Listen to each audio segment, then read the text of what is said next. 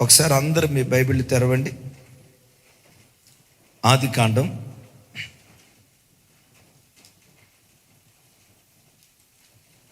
అందరూ బైబిల్ తెరవండి.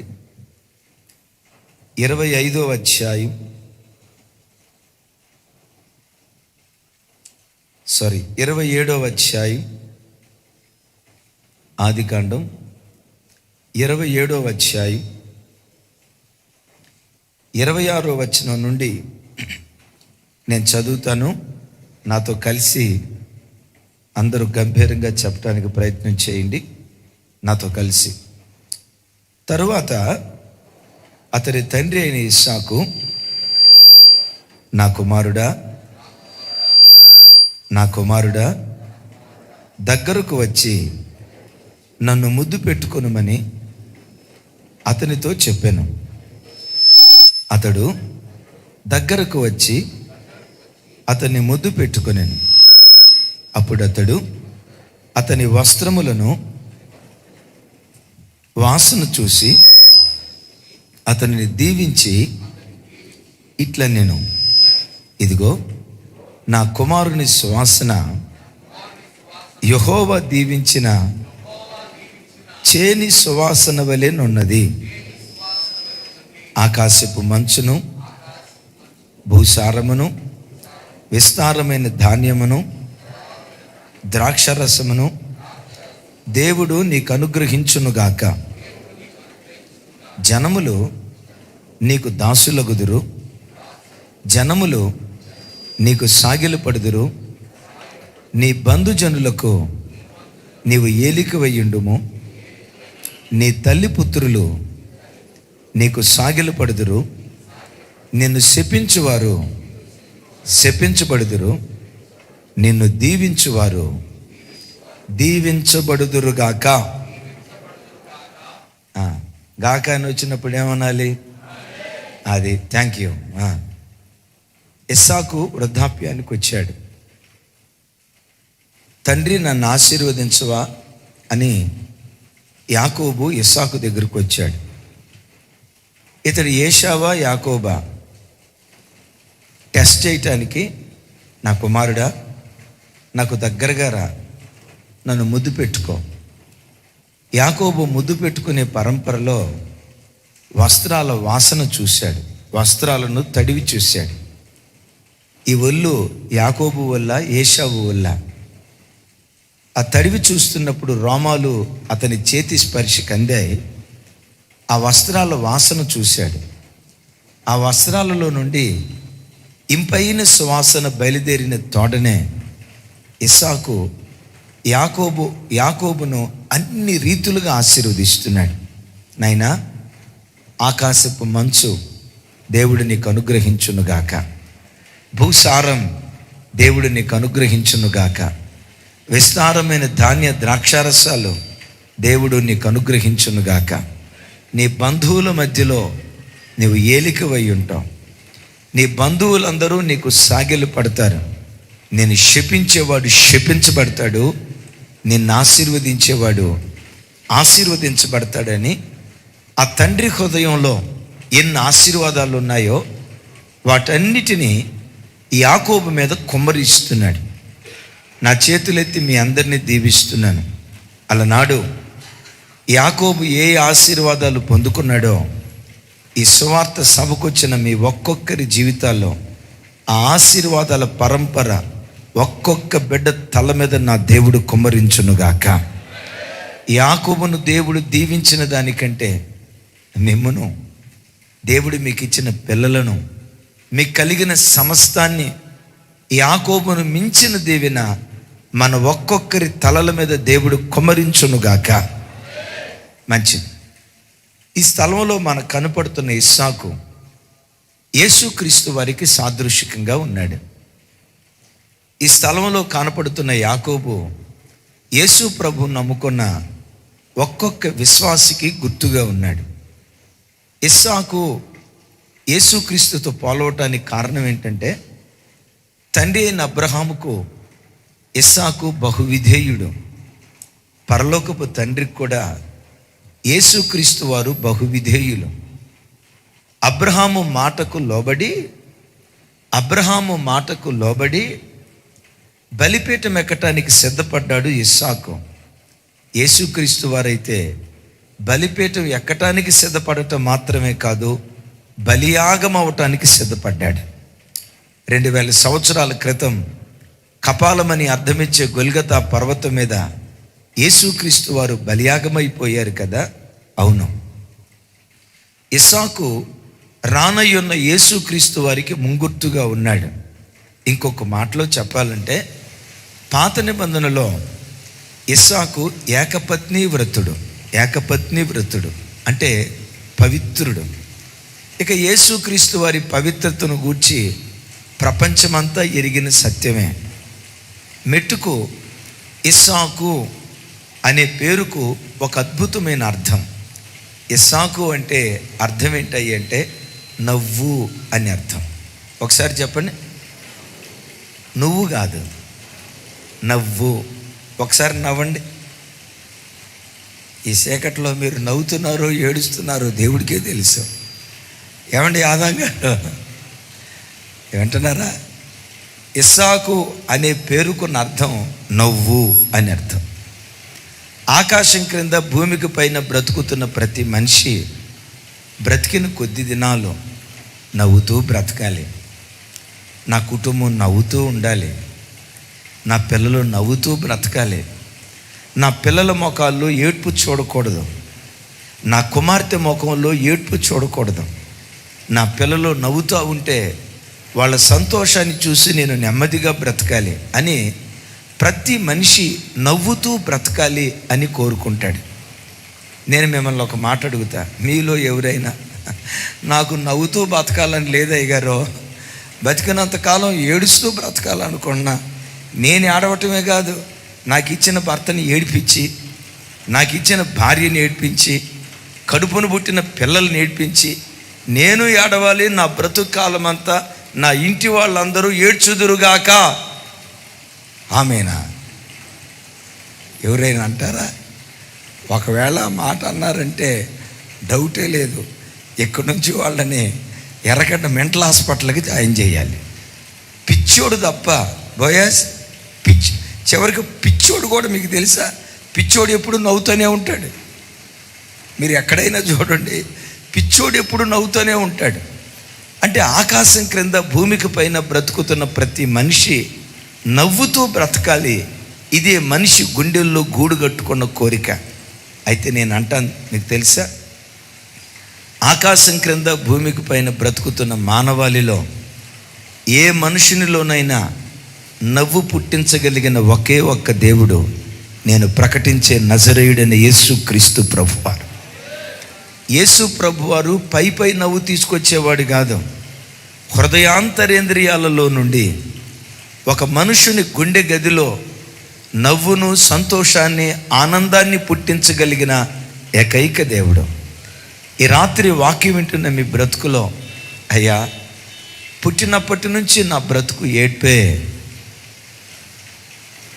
ఉగా వచ్చినప్పటి నుంచి నా బ్రతుకులో ఏడ్పు తప్ప నేను నవ్విన దినాలు చాలా తక్కువయ్యా. చిన్నప్పుడేమో స్కూల్ అంటే ఏడ్పు, లెక్కల మాస్టర్ అంటే ఏడ్పు, సైన్స్ టీచర్ అంటే ఏడ్పు. ఆ తర్వాత పెళ్ళైన తర్వాత నేను ఎన్నో కలలు కన్నా. నా భర్త నన్ను పొలంలో పెట్టి చూసుకుంటానన్నాడు, ఎంత కష్టం కూడా రా నేను అన్నాడు, మహారాణిలాగా చూసుకుంటానన్నాడు. నిజమేనని నమ్మి పెళ్లి చేసుకున్న తర్వాత, అయ్యా ఏమంట పెళ్ళయిందో, పెళ్ళైన నాటి నుండి నేటి వరకు నేను నవ్వుతా బ్రతికింది లేదయ్యా, జీవితం అంతా ఏడ్పానయ్యా. ఆ తర్వాత పిల్లలు పుట్టారు, పిల్లల ద్వారా సంతోషం కలుగుతుందని అనుకున్నా. చిన్నపిల్లలుగా వాళ్ళు ఉన్నప్పుడు సంతోషించే కానీ ఎప్పుడైతే ఆ పిల్లలు పెద్దోళ్ళు అయిపోయారో, పెద్దోళ్ళు అయిన నాటి నుండి ఏడ్పేనయ్యా. హృదయమారా నవ్వి ఎంతకాలం అవుతుందో, నోటి నిండా నవ్వు తెచ్చుకొని ఎంతకాలం అవుతుందో, పుట్టిన నాటి నుండి నేటి వరకు నా బ్రతుకంతా ఏడ్పేనయ్యా అని ఏడుస్తూ ఈ రాత్రి దైవ సన్నిధికి వచ్చిన వాళ్ళు ఎవరైనా ఉన్నారా? పుట్టినప్పటి నుంచి పుట్టెడు దుఃఖం అయ్యా, నోటి నిండా నవ్వు తెచ్చుకొని నేను నవ్వి ఎంతకాలం అవుతుందో, అని ఏడుస్తూ ఈ వాక్యం వింటున్న ప్రజలు ఎవరైనా ఉన్నారా? మీకు ఒక శుభవార్త. ఈ రాత్రి నేను ప్రకటించే నజరేయుడైన యేసు క్రీస్తు ప్రభువారు నీ నోటి నిండా నవ్వు పుట్టించే దేవుడు, నీ నోటి నిండా సంతోషాన్ని పుట్టించే దేవుడు, దుఃఖ దినాలు కొట్టివేసి అంగలార్పును నాట్యంగా మార్చగలిగిన శక్తిభరితుడైన దేవుడు నేను ప్రకటించే యేసు క్రీస్తు వారు.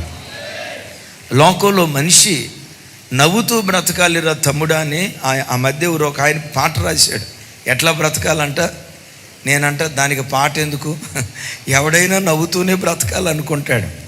మనిషి నవ్వుతూ బ్రతకాలని సంతోషం కొరకు వెతుకుతాడు. బ్రాందీ షాప్కి ఎందుకు వెళ్ళేవు నాయన అంటే ఏమంటాడో తెలుసా? సంతోషంగా బ్రతకాలి, ఆ సారా తాగితే నాకు సంతోషం ఉంది కాబట్టి నేను అక్కడికి వెళ్ళాను అంటాడు. వివరాలు నేను చెప్పలేను, కానీ ఒకరోజు ఒక ఆయన సారా ప్యాకెట్ ముందేసుకొని ఫుల్గా తాగుతున్నాడు. నేను అన్నా, ఏమయ్యా ఎందుకయ్యా సారా తాగి జీవితాన్ని నాశనం చేసుకుంటావన్నా. నన్ను చూసి ఏమన్నాడో తెలుసా? అయ్యగారు ఏమన్నంటే నన్ను అన్నాడు, కానీ దీన్ని పట్టుకొని సారా అన్నారా నా గుండె పగిలిపోతాయి గారు అన్నాడు. మరి దీన్ని పట్టుకొని సారా అనకపోతే ఏమనమంటావు అయ్యా అన్నా. ఏమన్నాడు తెలుసా? దీనికి ముద్దుగా నేను ఒక పేరు పెట్టుకున్నాను అయ్యగారు, ఇది సారా కాదు సంతోషమాత అన్నాడు. ఏ మాత అంట? కొంచెం గట్టిగా చెప్పండి. సారాకు వాడు పెట్టుకున్న పేరు ఏంటంటే సంతోషమాత. ఒకడు సారాలో సంతోషం పొందాలని చూస్తాడు, మరొకడు సినిమాలో సంతోషం పొందాలని చూస్తాడు, మరొకడు అపవిత్రమైన కార్యాల్లో సంతోషం పొందాలని చూస్తాడు. ఏ మనిషి ఏ అపవిత్రమైన కార్యం చేసినా ఆ కార్యం వెనుకొన్న బృహత్తరమైన ఆలోచన ఏంటంటే, ఈ త్రాగుడు ద్వారా ఏ విధం చేతనైనా నేను సంతోషాన్ని పొందాలి, ఈ సినిమా ద్వారా ఏ విధం చేతనైనా నేను సంతోషం పొందాలి, ఈ అక్రమ సంబంధం ద్వారా ఏ విధం చేతనైనా నేను సంతోషం పొందాలి. త్రాగుబోతైనా తిరుగుబోతైనా ఏ కార్యక్రమం చేసేవాడైనా ఆ కార్యం ద్వారా సంతోషం పొందాలి అని మనిషి ప్రయత్నిస్తాడు. అయిలారా, ఈ సృష్టిలో మానవాళి జీవితంలో నిజమైన సంతోషాన్ని పుట్టించగలిగిన ఏకైక సంతోషపు ఔషధం ఈ రాత్రి నేను ప్రకటించే నజరేయుడైన యేసు క్రీస్తు ప్రభువారు. మనిషి అనుకుంటాడు త్రాగుడు వలన సంతోషం, అపవిత్రమైన కార్యాల వలన సంతోషం. మీకు ఒక మాట చెప్తాను. ఓ బల్లెట ఆ గోడ మీద నుండి పట్టుజారి బకెట్లో నీళ్ళల్లో పడిపోయిందట. ఆ బకెట్లో నీళ్లు సగం వరకే ఉన్నాయట. ఈ బల్లి ఆ బకెట్ నీళ్ళలో పడిపోయిన తర్వాత నీళ్ళల్లో నుంచి బయటకు రావడానికి శతవిధాల ప్రయత్నం చేస్తుంది. ప్రాణాపాయ స్థితి నుంచి పాపం అది తప్పించుకోవాలని తోక స్పీడ్గా ఊపుతుందట, కాళ్ళు స్పీడ్గా కదిలిస్తుందట. ఎట్లాగైనా బయటికి రావాలని తోక స్పీడ్గా కాళ్ళు స్పీడ్గా కదిలించడం.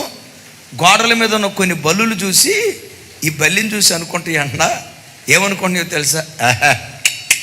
నీళ్ళల్లో పడిన తర్వాత ఈ బల్లి భలే ఎంజాయ్ చేస్తుంది, జలకాలు ఆడుతుంది, ఈత కొడుతుంది, అబ్బబ్బా ఎంత ఎంజాయ్ చేస్తుందో చూడండి అని ఒక బల్లితో ఇంకో బల్లి మాట్లాడుకుంటుందట. ఈలోపు ఇంకో బల్లి అంటుందట, నిజమే మామ, ఆ బల్లి నీళ్ళల్లో పడి అసలు అంతకు మునుపు తోక ఎప్పుడైనా అంత స్పీడ్గా కదిలిచ్చిందా? అంతకు మునుపు ఎప్పుడైనా కాళ్ళు అంత స్పీడ్గా కదిలిచ్చిందా? మనం కూడా నీళ్ళల్లో పడితే అంత ఎంజాయ్మెంట్ వస్తుందేమో అని గోడల మీద ఉన్న బల్లులు అనుకున్నాయట. నీళ్ళల్లో పడిపోయిన బల్లి అంటుంది, ఒరే మీకు దండం పెడతా, నేనేదో పడిపోతే పడిపోయా, నరకం అనుభవిస్తున్నా, దయచేసి మీరు పడవద్దురా, నీకు దండం పెడతా అని ఈ బల్లి అంటే గోడ మీద ఉన్న బల్లులు అంటాయంట, నువ్వు పొందుకున్న ఎంజాయ్మెంట్ మేము పొందుకోవటం నీకు ఇష్టం లేక కుళ్ళుపోద్దానివే, నువ్వు కుళ్ళుపోద్దానివి. నీకు ఎంజాయ్మెంట్ లేకపోతే తోక అంత స్పీడ్కి ఎందుకు ఊపుతావు, కాళ్ళు అంత స్పీడ్కి ఎందుకు ఊపుతావు? నీకేదో ఎంజాయ్మెంట్ ఉంది. ఈ బల్లి అంటుంది, మీకు దండం పెడతానే నా బతుకు పాడైపోయింది, మీరు దోకొద్దు అంటుంది. మీరు చూడండి, ఏ తాగుబోతాయి దగ్గరికన్నా వెళ్ళి కొడుకు తాగుబోతు తండ్రి దగ్గరికి వెళ్ళి, నానా నువ్వు తాగుతున్నావు కదా నాన్న, నేను కూడా తాగాలనుకుంటున్నా, ఈ విషయమై నీ అభిప్రాయం ఏంటి నాన్న అని ఇంటర్వ్యూ చేస్తే కొడుకు తండ్రి అంటాడు, నీకు దండం పెడతారా నాయన, నా బతుకెట్టుకుడి పాడైపోయింది, వద్దురా నాయన జీవితాలు నాశనం అయిపోతాయి. డాడీ నువ్వు పేకాట ఆడుతున్నావు కదా డాడీ, నువ్వు ఆడినట్లుగానే నేను కూడా పేకాట ఆడాలనుకుంటున్నా. డాడీ నువ్వు కళ్ళు షాప్కి వెళ్ళినట్లుగానే నేను కళ్ళు షాప్కి వెళ్ళాలనుకుంటున్నా, వెళ్ళమంటావా? నువ్వు వెళ్ళినట్లుగానే సాని కొంపలకు నేను వెళ్ళాలనుకుంటున్నా, వెళ్ళమంటావా అని ఒకవేళ కన్న కొడుకే కన్న తండ్రిని అడిగితే ఆ తండ్రి ఏమంటాడు తెలుసా? కాళ్ళు పట్టుకొని, ఒరే నాన్నా నా బ్రతికెడు తిరిగి నాశనం అయిపోయిందిరా, నీ బ్రతుకు నాశనం చేసుకోవద్దురా. ఆ త్రాగుడులో సంతోషం ఉందని, సినిమాలో సంతోషం ఉందని భ్రమపడి నేను వెళ్ళా, వాటిలో సంతోషం లేదు. దైవజనమా, మానవాళికి నిజమైన సంతోషాన్ని పుట్టించే ఏకైక సంతోషపు ఔషధం ఈ రాత్రి నేను ప్రకటించే నజరేయుడైన యేసుక్రీస్తు ప్రభువారు. ఈ యేసుక్రీస్తు ఎవరో తెలుసా? నీ నోటి నిండా నవ్వు పుట్టించే దేవుడు, నీ నోటి నిండా సంతోషాన్ని పుట్టించే దేవుడు, తనివి తీర గంతులు వేసేటట్లుగా చెప్పసఖ్యము కాని మహిమాయుక్తమైన ఆనందాన్ని ప్రతి హృదయ క్షేత్రములో ప్రోక్షించగలిగిన శక్తి కలిగిన దేవుడు నేను ప్రకటించే యేసుక్రీస్తు వారు. అందుకనే ఈ దేవునికి పెట్టబడిన పేరు పరమ ఇస్సాకు. చెప్పండి, ఇస్సాకు అంటే అర్థం ఏంటి? ఇస్సాకు అంటే అర్థం ఏంటి? నవ్వు. ఆ నవ్వును పుట్టించే ఇస్సాకు అంటాడు, నా కుమారుడా నా దగ్గరికి రా, నాకు దగ్గరకు రా. నాకు దూరంగా ఉంటే నిన్ను ఆశీర్వదించలేను, నాకు దూరంగా బ్రతుకుతూ ఉంటే నిన్ను ఆశీర్వదించలేను. నేను నిన్ను ఆశీర్వదించినట్లుగా నాకు దగ్గరగా రా అంటున్నాడు. ఈ రాత్రి వాక్యం వింటున్న దైవజనమా, మీతో ఒక మాట, దేవుని ఆశీర్వాదం నువ్వు పొందుకోకుండా ఏ పాపం నేను నీ దేవునికి దూరం చేసింది? ఏ అపవిత్రత నీ దేవునికి నేను దూరం చేసింది? నీలో ఉన్న ఏ చెడుతనం, నీలో ఉన్న ఏ కాముకత్వం, నీలో ఉన్న ఏ అపవిత్రత దేవుని ఆశీర్వాదాన్ని పొందుకోకుండా దేవుని ఆశీర్వాదానికి నేను దూరం చేసిందో ఒక్కసారి ఆలోచించు. అందుకనే యెషయా గ్రంథంలో చూస్తాం కదా, రక్షింపనేరకయుండునట్లు యెహోవా హస్తం కొరచ కాలేదు. రక్షించాలని దేవుడు తన బాహువు చాపినప్పుడెల్లా నీకు నీ దేవునికి మధ్యలో ఏదో పాపం అడ్డుగోడగా నిలిచింది. యవన తమ్ముళ్ళారా, దేవుని ఆశీర్వాదం పొందుకోకుండా ఏ పాపం నీకు నీ దేవునికి అడ్డుగోడగా నిలిచింది? నీ కుటుంబాన్ని దేవుడు దీవించకుండా, నీ అంగలార్పును దేవుడు నాట్యంగా మార్చకుండా ఏ పాపం అడ్డుగోడగా నిలిచిందో ఒక్కసారి ఆలోచించు. ఈ స్థలంలో ఈ సువార్త సభలు ఎందుకు దేవుడు ఏర్పాటు చేసాడో చెప్పమంటారా? నీకు నీ దేవునికి మధ్యలో ఉన్న ప్రతి పాపపు అడ్డుగోడను పడగొట్టాలని దేవుడు ఆశపడుతున్నాడు. ప్రతి అపవిత్రపు అడ్డుగోడను పడగొట్టి తన బాహుబలత చాపి ఇదే గజ్వేల్ పట్టణంలో ఒక వేడుకలాగా నేను ఊరేగించాలని నా దేవుడు కోరుకుంటూ ఉన్నాడు. ఈ రాత్రి దైవజనునిగా, దేవుని ప్రతినిధిగా నా హృదయపు లోతులో నుంచి మిమ్మల్ని ఆహ్వానిస్తున్నాను. దేవుని ఆశీర్వాదాన్ని పొందుకోకుండా ఏ సినిమాలనే పాపం నీకు నీ దేవునికి అడ్డుబండగా నిలిచిందో ఒక్కసారి ఆలోచించు. ఏ అపవిత్రత దేవునికి నీకు అడ్డుబండగా నిలిచిందో ఈ వాక్యం వింటుండగా ఆ అడ్డుగోడలు పడగొట్టగలిగితే రక్షించగలిగిన దేవుని బాహువు ఈ రాత్రే నీ కుటుంబ విషయంలో చాపి జగటగల దొంగ ఊపిలో నుండి ఈ రాత్రే నా దేవుడు నిన్ను పైకి లేవనెత్తునుగాక. రైట్. యాకోబు దగ్గరకు వచ్చాడు. ఇస్సాకు ఏం చేశాడో తెలుసా? చమత్కారంగా కొడుకు ముద్దు పెట్టుకునే లోపు వస్త్రాల వాసన చూశాడు. ఒకసారి చెప్పండి, ఏ వాసన చూశాడు? ఆ వస్త్రాల వాసనలో నుండి ఇంపైన సువాసన, యెహోవా దీవించిన చేని సువాసన ఆ వస్త్రాల్లో నుంచి వస్తూ ఉంటే వెనువెంటనే ఆ తండ్రి కొడుకును దీవించడం ప్రారంభించాడు. ఈ రాత్రి వాక్యం వింటున్న బిడ్డలారా, అలనాడు ఇస్సాకు యాకోబు వస్త్రాల వాసన చూసినట్లుగా ఈరోజు దైవ సన్నిధికి వచ్చిన నీ జీవితంలో కూడా నీ వస్త్రాల వాసన చూస్తాడు దేవుడు. నా వస్త్రాల వాసన చూస్తాడు దేవుడు. వింటున్నారా? నా వస్త్రాల వాసన చూస్తాడు, నీ వస్త్రాల వాసన చూస్తాడు. ఈ మాట విని, అయ్య గారు ఇదేదో నాకు ముందే తెలిసి ఉంటే ప్రార్థనకు వచ్చే ముందు సెంటు కొట్టుకొని వచ్చేవాడిని కదా అయ్యగారు.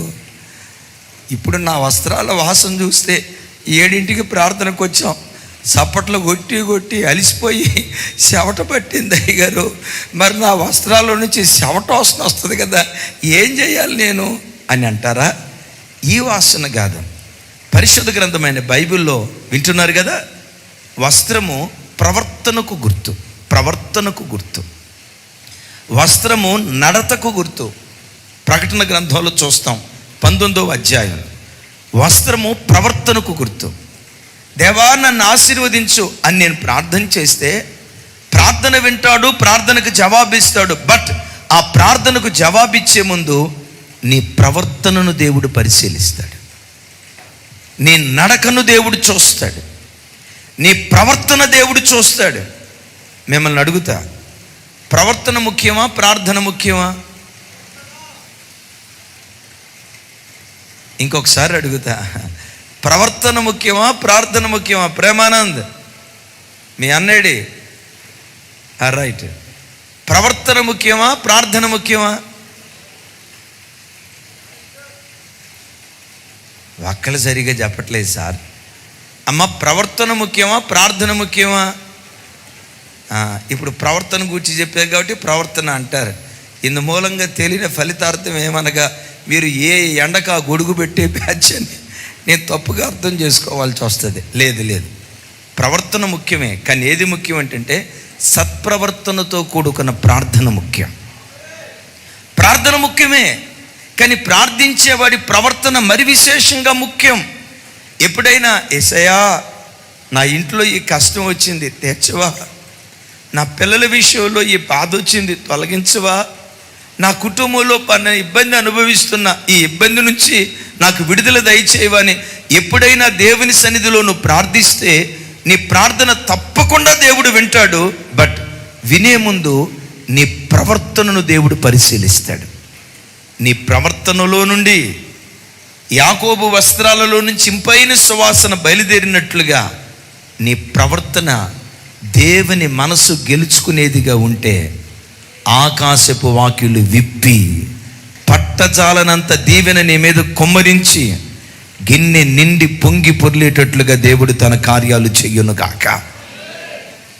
మన వస్త్రాలలో నుంచి అంటే మన ప్రవర్తన ఎలా ఉండాలి, మన వస్త్రాలలో నుంచి రావలసిన వాసన ఏంటి, రాకూడని వాసన ఏంటి, 4 విషయాలు త్వరగా మీతో పంచుకుంటాను. ఒకసారి అందరు ఈ మాట చూడండి.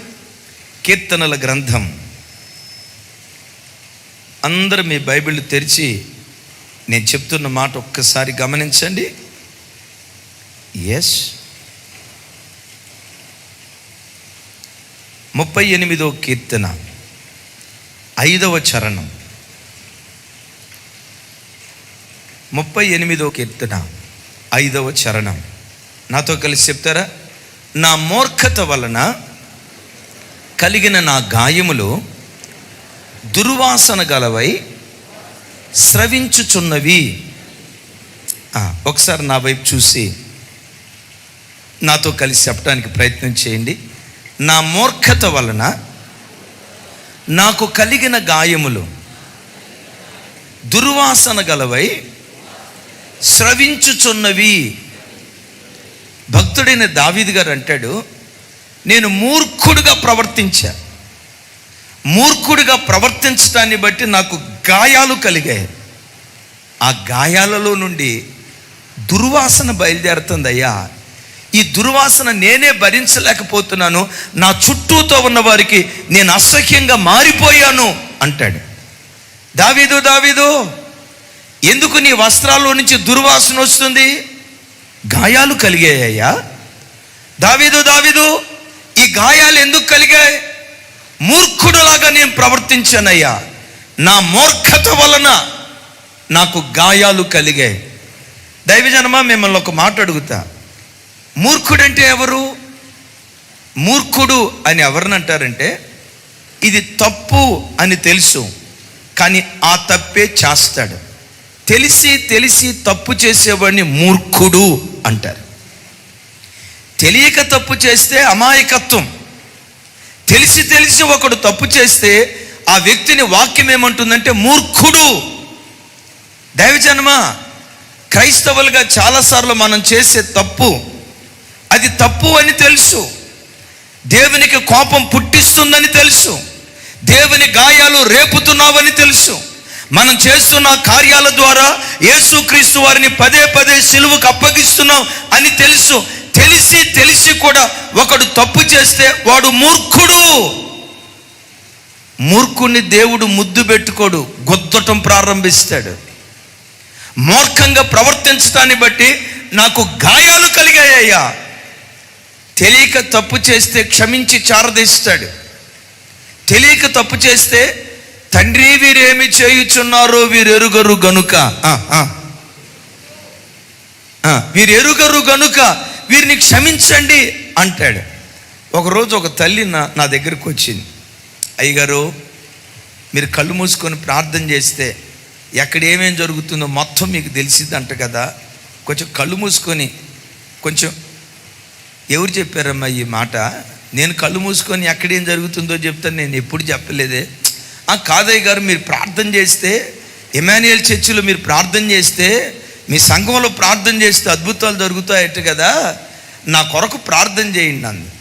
ఎమాన్యుయల్ మినిస్ట్రీస్ ఏం కాదమ్మా, హృదయపూర్వకంగా ఏ దైవజనుడు ప్రార్థన చేసిన, దేవుని పట్ల భయభక్తులు కలిగి నిండు మనసుతో విశ్వాసుల కొరకు ఏ సేవకుడు ప్రార్థన చేసినా దేవుడు వింటాడమ్మా. జెర్మియా పాస్టర్ ప్రార్థన చేస్తేనే నేను వింటా అని నా దేవునికి మధ్యలో బాండేం లేదమ్మా.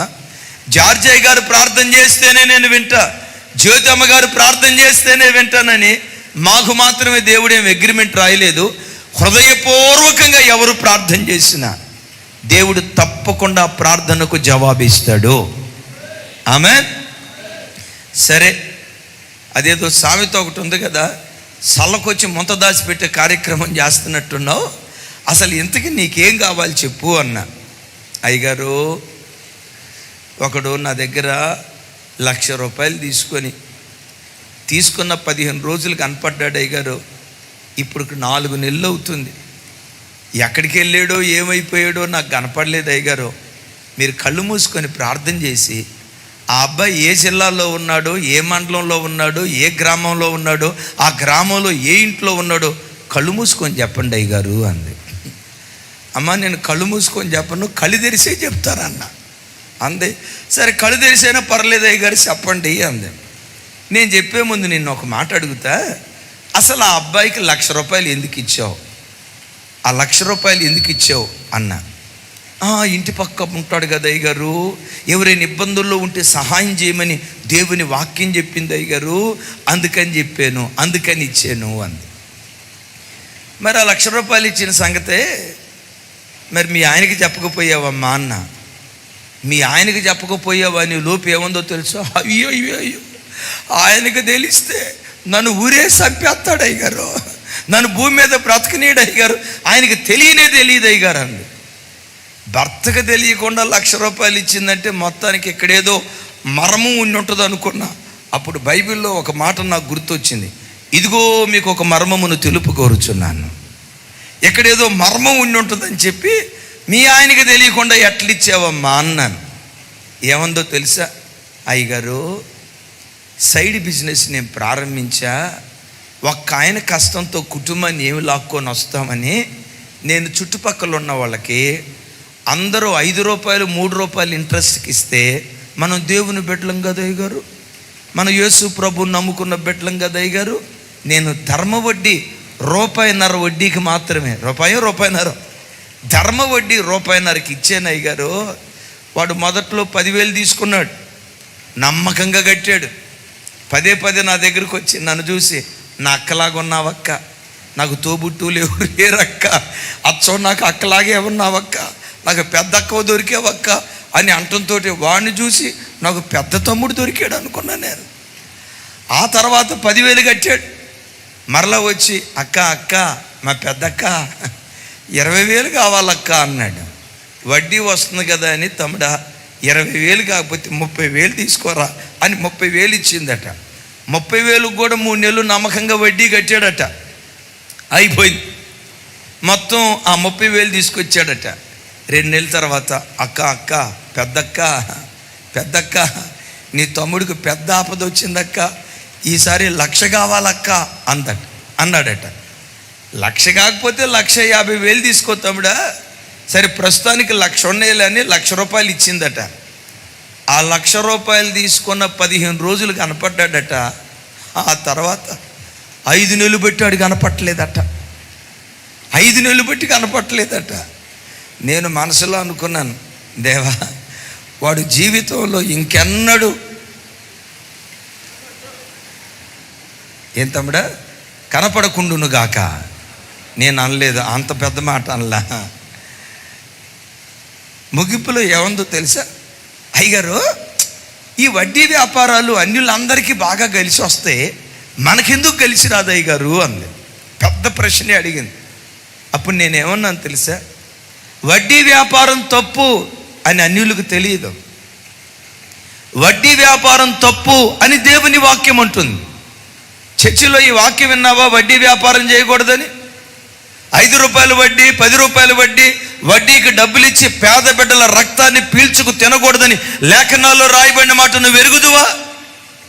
తెలుసుగా నయ్య గారు, మరి మనం అంత ఎక్కువ వడ్డీకి ఏమీ లేదు కదా, 2 రూపాయలే కదా వడ్డీకి ఇచ్చింది. సరే 2 రూపాయలకి ఇచ్చావో, 1.5 ఇచ్చావో, ఇది తప్పని నీకు తెలుసా? అది తెలుసు అయ్య గారు. తప్పు అని తెలిసి ఒకడు తప్పు చేస్తే లోకాసువార్తలో రాయబడి ఉంటుంది, వానికి లెక్కలేనని దెబ్బలు తగులుతాయట. విన్నారా? ఎన్ని దెబ్బలు? క్రైస్తవ జనమా, బాధతో ఈ మాట చెప్తున్నాను. క్రైస్తవుడికి నీతి ఏదో తెలుసు, దుర్నీతి ఏదో తెలుసు, పవిత్రత ఏదో తెలుసు, అపవిత్రత ఏదో తెలుసు, ఎలా బ్రతకాలో తెలుసు, ఎలా బ్రతకూడదో తెలుసు, ఎలా బ్రతికితే దేవుడు ప్రేమిస్తాడో, ఎలా బ్రతకపోతే దేవుని కోపం క్రైస్తవుడి మీదకి దిగొస్తుందో క్రైస్తవుడికి పరిపూర్ణంగా తెలుసు. తెలిసినా ఈరోజు క్రైస్తవుడు తెలిసి తప్పు చేసి, తెలిసి పొరపాట్లు చేసి దేవుని ద్వారా పలు దెబ్బలు అనుభవిస్తూ ఉన్నాడు. ఈ రాత్రి వాక్యం వింటున్న బిడ్డలారా, భక్తుడైన దావీదు కూడా మోహపు చూపు తప్పు దావీదుకు తెలుసు. బత్షెబను మోహంతో చూశాడు. పరస్త్రీని చారటం తప్పు అని దావీదుకు తెలుసు. బత్షెబను కూడాడు. నరహత్య తప్పు అని దావీదుకు తెలుసు. ఊరియాని నిర్దాక్షిణ్యంగా చంపించేశాడు. ఎప్పుడైతే మూర్ఖుడిగా దావీదు ప్రవర్తించాడో లెక్కలేనని దెబ్బలు దావీదుకు తగిలాయి. ఏ దెబ్బలు తగిలాయో తెలుసా? వాటి వివరాలు యూట్యూబ్లో ఉంటాయి, కొంచెం క్లుప్తంగా చెప్తాను. దావీదు కలిగిన దెబ్బలు, ఒకరోజు ఒక కుమార్తె జుట్టెరు పోసుకొని దావీదు దగ్గరికి వచ్చింది. అమ్మా ఏమైందిరా? దావీదు అప్పటికి రాజు. అమ్మా ఏమైందిరా? డాడీ ఒకడు నన్ను పాడు చేసాడు డాడీ, నా కన్యత్వాన్ని చెరిపేశాడు డాడీ, నన్ను బలవంతం చేశాడు డాడీ. ఆ మాట వింటంతో దావీదు ఉక్రోషంతో, నేను రాజునై ఉండగా, ఈ రాజ్యానికి రాజునై నేను పరిపాలన చేస్తుండగా నా కూతురు మీద చేయేసే దమ్ము, నా కూతురు మీద చేయేసే ధైర్యం అసలు ఎవడికి వచ్చింది? వాడెవడో చెప్పు. వాడిని చంపి వాడి మాంసాన్ని ఆకాశ పక్షులకు ఆహారంగా వేస్తా, వాడెవడో చెప్పు. కుమార్తె ఏమందో తెలుసా? వాడెవడో కాదు డాడీ, నీ కడుపున పుట్టిన జ్యేష్ఠ కుమారుడు అమ్నోనున్నాడే, నీ కడుపున పుట్టిన జ్యేష్ఠ కుమారుడే.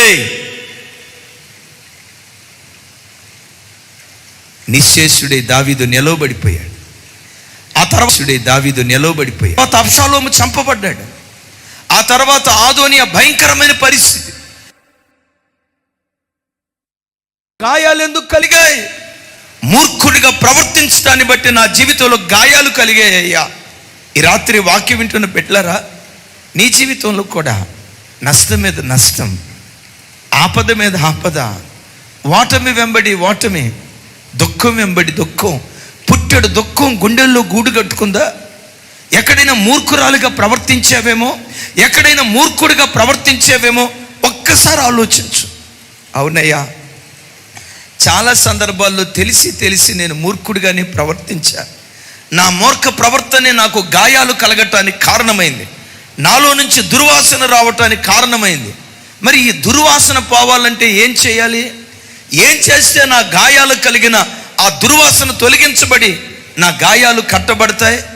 ఒక శుభవార్త, ఎక్కడ మూర్ఖుడిగా ప్రవర్తించావో, ఎక్కడ మూర్ఖురాలిగా ప్రవర్తించావో కూర్చున్న చోటే హృదయపు లోతుల్లో నుంచి నీ పాపాన్ని ఒప్పుకొని దేవుని సన్నిధిలో నువ్వు పశ్చాత్తాపడగలిగితే తన ప్రశస్తమైన రక్తాన్ని చిందించి నీ పాపాన్ని కడిగి నీ ప్రవర్తనను హిమము కంటే తెల్లగా మార్చడానికి దేవుడు శక్తి కలిగినటువంటి వాడు.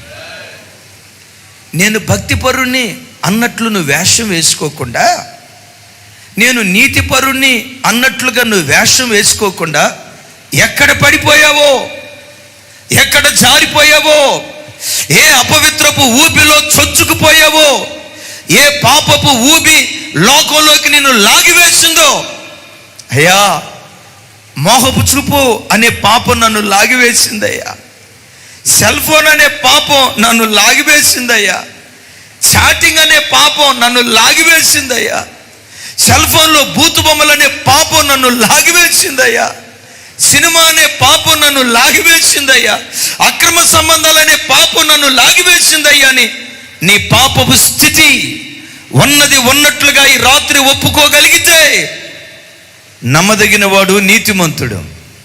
హృదయపూర్వకంగా ఎవరైతే ప్రార్థిస్తారో, సామెతల్లో రాసి ఉంటుంది కదా, అతిక్రమములు దాచిపెట్టువాడు వర్ధిల్లడు, వాటిని ఒప్పుకొని విడిచిపెట్టువాడు దేవుని కనికరాన్ని పొందుతూ ఉన్నాడు. నా చేతులెత్తి మిమ్మల్ని దీవిస్తున్నాను. ఈ రాత్రి లైవ్లో ఎన్ని కుటుంబాలు వాక్యం వింటున్నాయో, ఎంతమంది ప్రజలు గజ్వేల్ ప్రాంతం నుంచి సువార్త సభకు వచ్చారో నా చేతులెత్తి దీవిస్తున్నాను. ఈ రాత్రి నా దేవుని కనికరం ఒక్కొక్క కుటుంబం మీద దేవుడు కుమ్మరించునుగాక. భర్త కనికరం నీకు దొరకపోయినా, భార్య కనికరం నీకు దొరకపోయినా, బంధువుల కనికరం దొరకపోయినా, స్నేహితుల కనికరం దొరకపోయినా, అధిపతుల కనికరం, రాజకీయ నాయకుల కనికరం, ఏ నరమాతుడి కనికరం నీకు దొరకపోయినా పర్వాలేదు. నా దేవుని కనికరం ఒకటి నీ మీదకు దిగొస్తే ఆయన కనికరం నీ స్థితిగతులను విప్లవాత్మకంగా మార్చునుగాక. చెప్దాం, చప్పులు కొట్టే సైకు స్తోత్రాలు చెప్దాం. ఆయన కనికరం దిగి రావటానికి ఒకటే మూలం, పశ్చాత్తాపడు.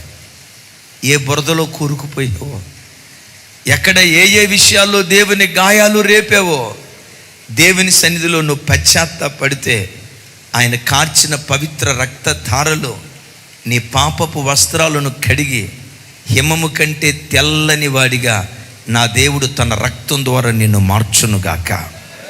గట్టిగా చెప్తాం ఆమేన్. రెండవది, మన వస్త్రాలలో నుంచి రావలసిన వాసన. చూడండి ఆ మాట, కీర్తనల గ్రంథం 45వ కీర్తన 8వ చరణం నేను చదువుతాను.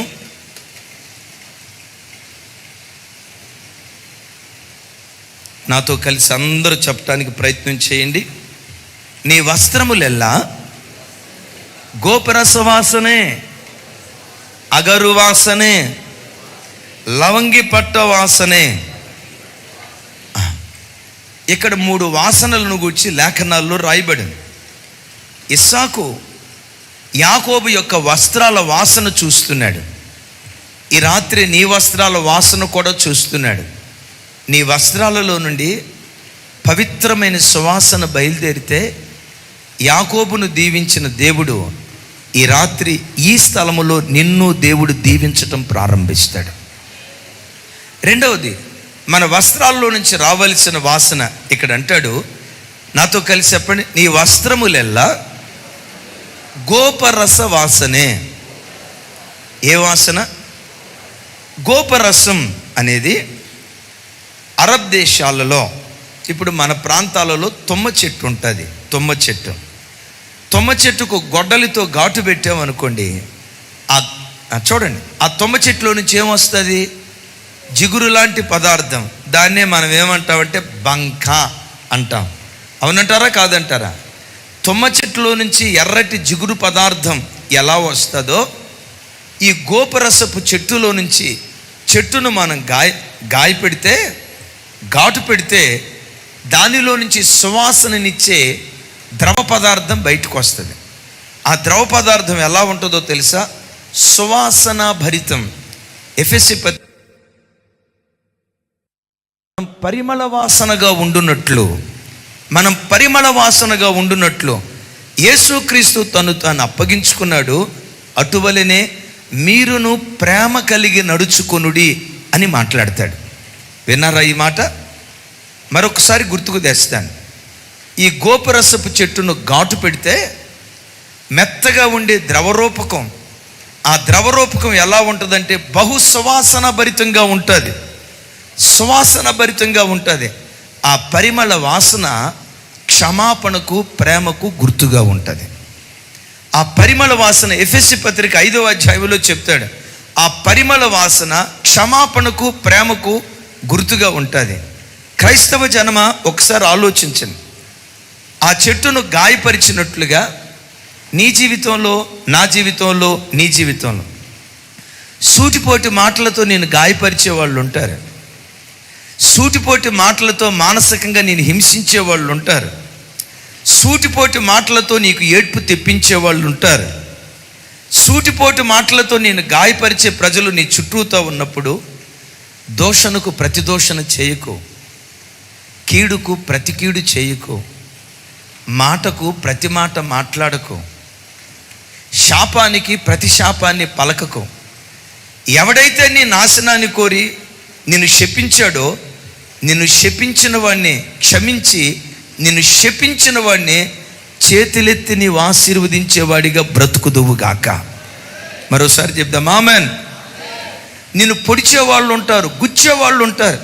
నువ్వెంత భక్తిగానైనా బ్రతుకు, నువ్వెంత ప్రార్థనా పరురాలనిగానే బ్రతుకు, నేనెంత మంచి సేవకుడిగా బ్రతికినా, నువ్వెంత మంచి విశ్వాసిగా బ్రతికినా, తప్పకుండా నువ్వు బ్రతుకుతున్న సమాజంలో నిన్ను గుచ్చేవాళ్ళు ఉంటారు, నిన్ను పొడిచేవాళ్ళు ఉంటారు. సంఘం ఎక్కడుందో పరమగీతాల్లో చూస్తే ఒకసారి నా వైపు చూడండి. బలురక్కసి చెట్ల మధ్య వల్లి పద్మం ఉన్నట్లుగా నా ప్రియురాలు నాకు కనబడుచున్నది అంటాడు. నాతో కలిసి చెప్పండి. బలురక్కసి చెట్ల మధ్య, వినపడలా బలురక్కసి చెట్ల మధ్య వల్లి పద్మం ఉన్నట్లు. రైట్, వినండి. బలురక్కసి చెట్లు అంటే ముండ్ల చెట్టు. ఆ ముండ్ల చెట్ల మధ్యలో వల్లి పద్మం ఉందట. ఆ వల్లి పద్మమే జీవము కలిగిన దేవుని సంఘం. ఆ వల్లి పద్మమే యేసుక్రీస్తు రక్తముతో విమోచించబడిన ఒక్కొక్క క్రైస్తవుడు. ఆ వల్లి పద్మమే మీ మధ్యలో నిలవబడి వాక్యం బోధిస్తున్న నేను. ఆ వల్లి పద్మమే ఆకాశం క్రింద భూమికి పైన యేసుక్రీస్తు నా దేవుడని ఎందరు అంగీకరించారో, ఆయన పవిత్రమైన రక్తంతో కడగబడ్డారో, ఆయన పవిత్రమైన రక్తంతో కడగబడిన వల్లి పద్మం లాంటి ప్రతి క్రైస్తవుణ్ణి ముండ్ల చెట్ల మధ్యలో దేవుడు ఉంచాడు. మహిమాలోకంలో దేవుడు ఉంచలేదు. మహిమాలోకానికి చేర్చక మునుపు ఎక్కడుంచాడు దేవుడు మనల్ని? ముండ్ల చెట్ల మధ్యలో ఉంచాడు. అమ్మా, కొన్నిసార్లు నీ భర్తే నీకు ముళ్ళ చెట్టు వంటి వాడు అవుతాడు. విన్నారా? మీ అత్తే నీకు ఒక ముండ్ల చెట్టు అవుతుంది. నీ కోడలే నీకు ఒక ముండ్ల చెట్టు అవుతుంది. నీ తోటి కోడలే నీకు ఒక ముండ్ల చెట్టు అవుతుంది. నీ మరిదే నీకు కొన్నిసార్లు ముండ్ల చెట్టు అవుతాడు. అదే ఇంట్లో ఉంటారు కదా ఆడపడుసులు. ఎవరమ్మా? అదే ఆడపొడుసులు, ఏడపొడుసులు ఉంటారు కదా. ఆ ఆడపొడుసులు, ఏడపొడుసులే కొన్నిసార్లు నీకు ముళ్ళ చెట్టు అవుతారు. చివరికి నువ్వు వెళ్తున్న సంఘంలో కూడా కొంతమంది విశ్వాసులు నీకు ముళ్ళ చెట్ల లాంటి వ్యక్తులు ఉంటారు. కొంతమంది దైవ సేవకులే నీకు ముళ్ళ చెట్లు అవుతారు. నీవు అనుకుంటావు, దేవా నేను సంఘంలో ఇంత మంచిగా బ్రతికితే ఏంటయ్యా ఈ ప్రజలు ముళ్ళులాగా పొడుచుకు తింటున్నారు? నీకు తెలుసా? నీవే కాదు, భక్తిగా బ్రతికే ప్రతి క్రైస్తవుడు ముళ్ళ చెట్ల మధ్యలో బ్రతుకుతున్నాడు. ముళ్ళు నైజం ఏంటంటే గుచ్చటం, దాని నైజం. నా వైపు చూసి చెప్పాలి.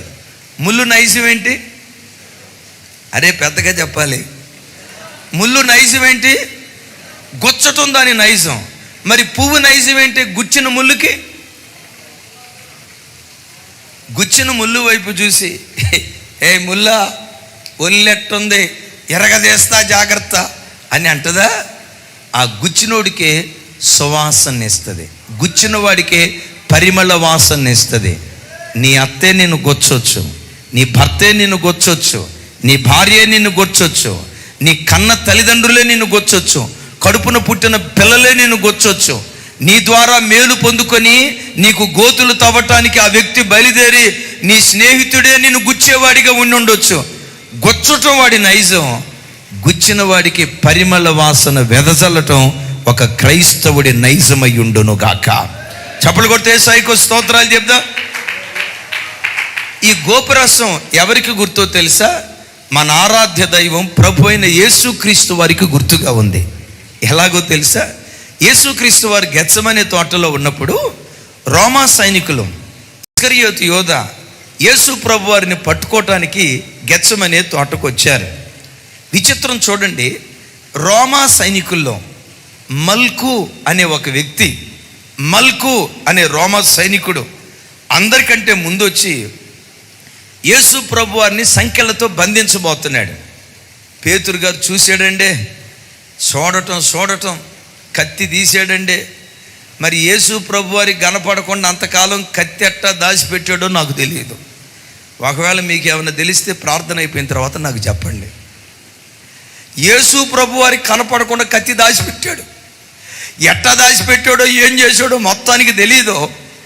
యేసయ్యను పట్టుకోవటానికి వచ్చి రాకమునిపే కత్తి తీసాడంటే చెవు తెగ్గొట్టేశాడు. పేతురు ఏమనుకున్నాడు తెలుసా? అందరికంటే ముందు నేను చెవు తెగ్గొడితే యేసు ప్రభు నన్ను చూసి, శహబాష్ పేతురు, వీళ్ళందరూ ప్రేమించిన ప్రేమ కంటే నీ ప్రేమ గొప్పదే, అందుకనే నా ఒంటి మీద ఏగవాళ్ళినా నువ్వు తట్టుకోలేకపోయావు, వీళ్ళందరూ ప్రేమించిన దానికంటే నువ్వు ఎక్కువ ప్రేమించావు కాబట్టి నన్ను పట్టుకోకపోతే నువ్వు తట్టుకోలేకపోయావు, శహబాష్ పేతురు అని అంటాడు అనుకున్నారు పేతురు గారు. యేసు ప్రభు వారు ఏమన్నారు తెలుసా? పేతురా, నా రాజ్యం కత్తితో స్థాపించే రాజ్యం కాదు.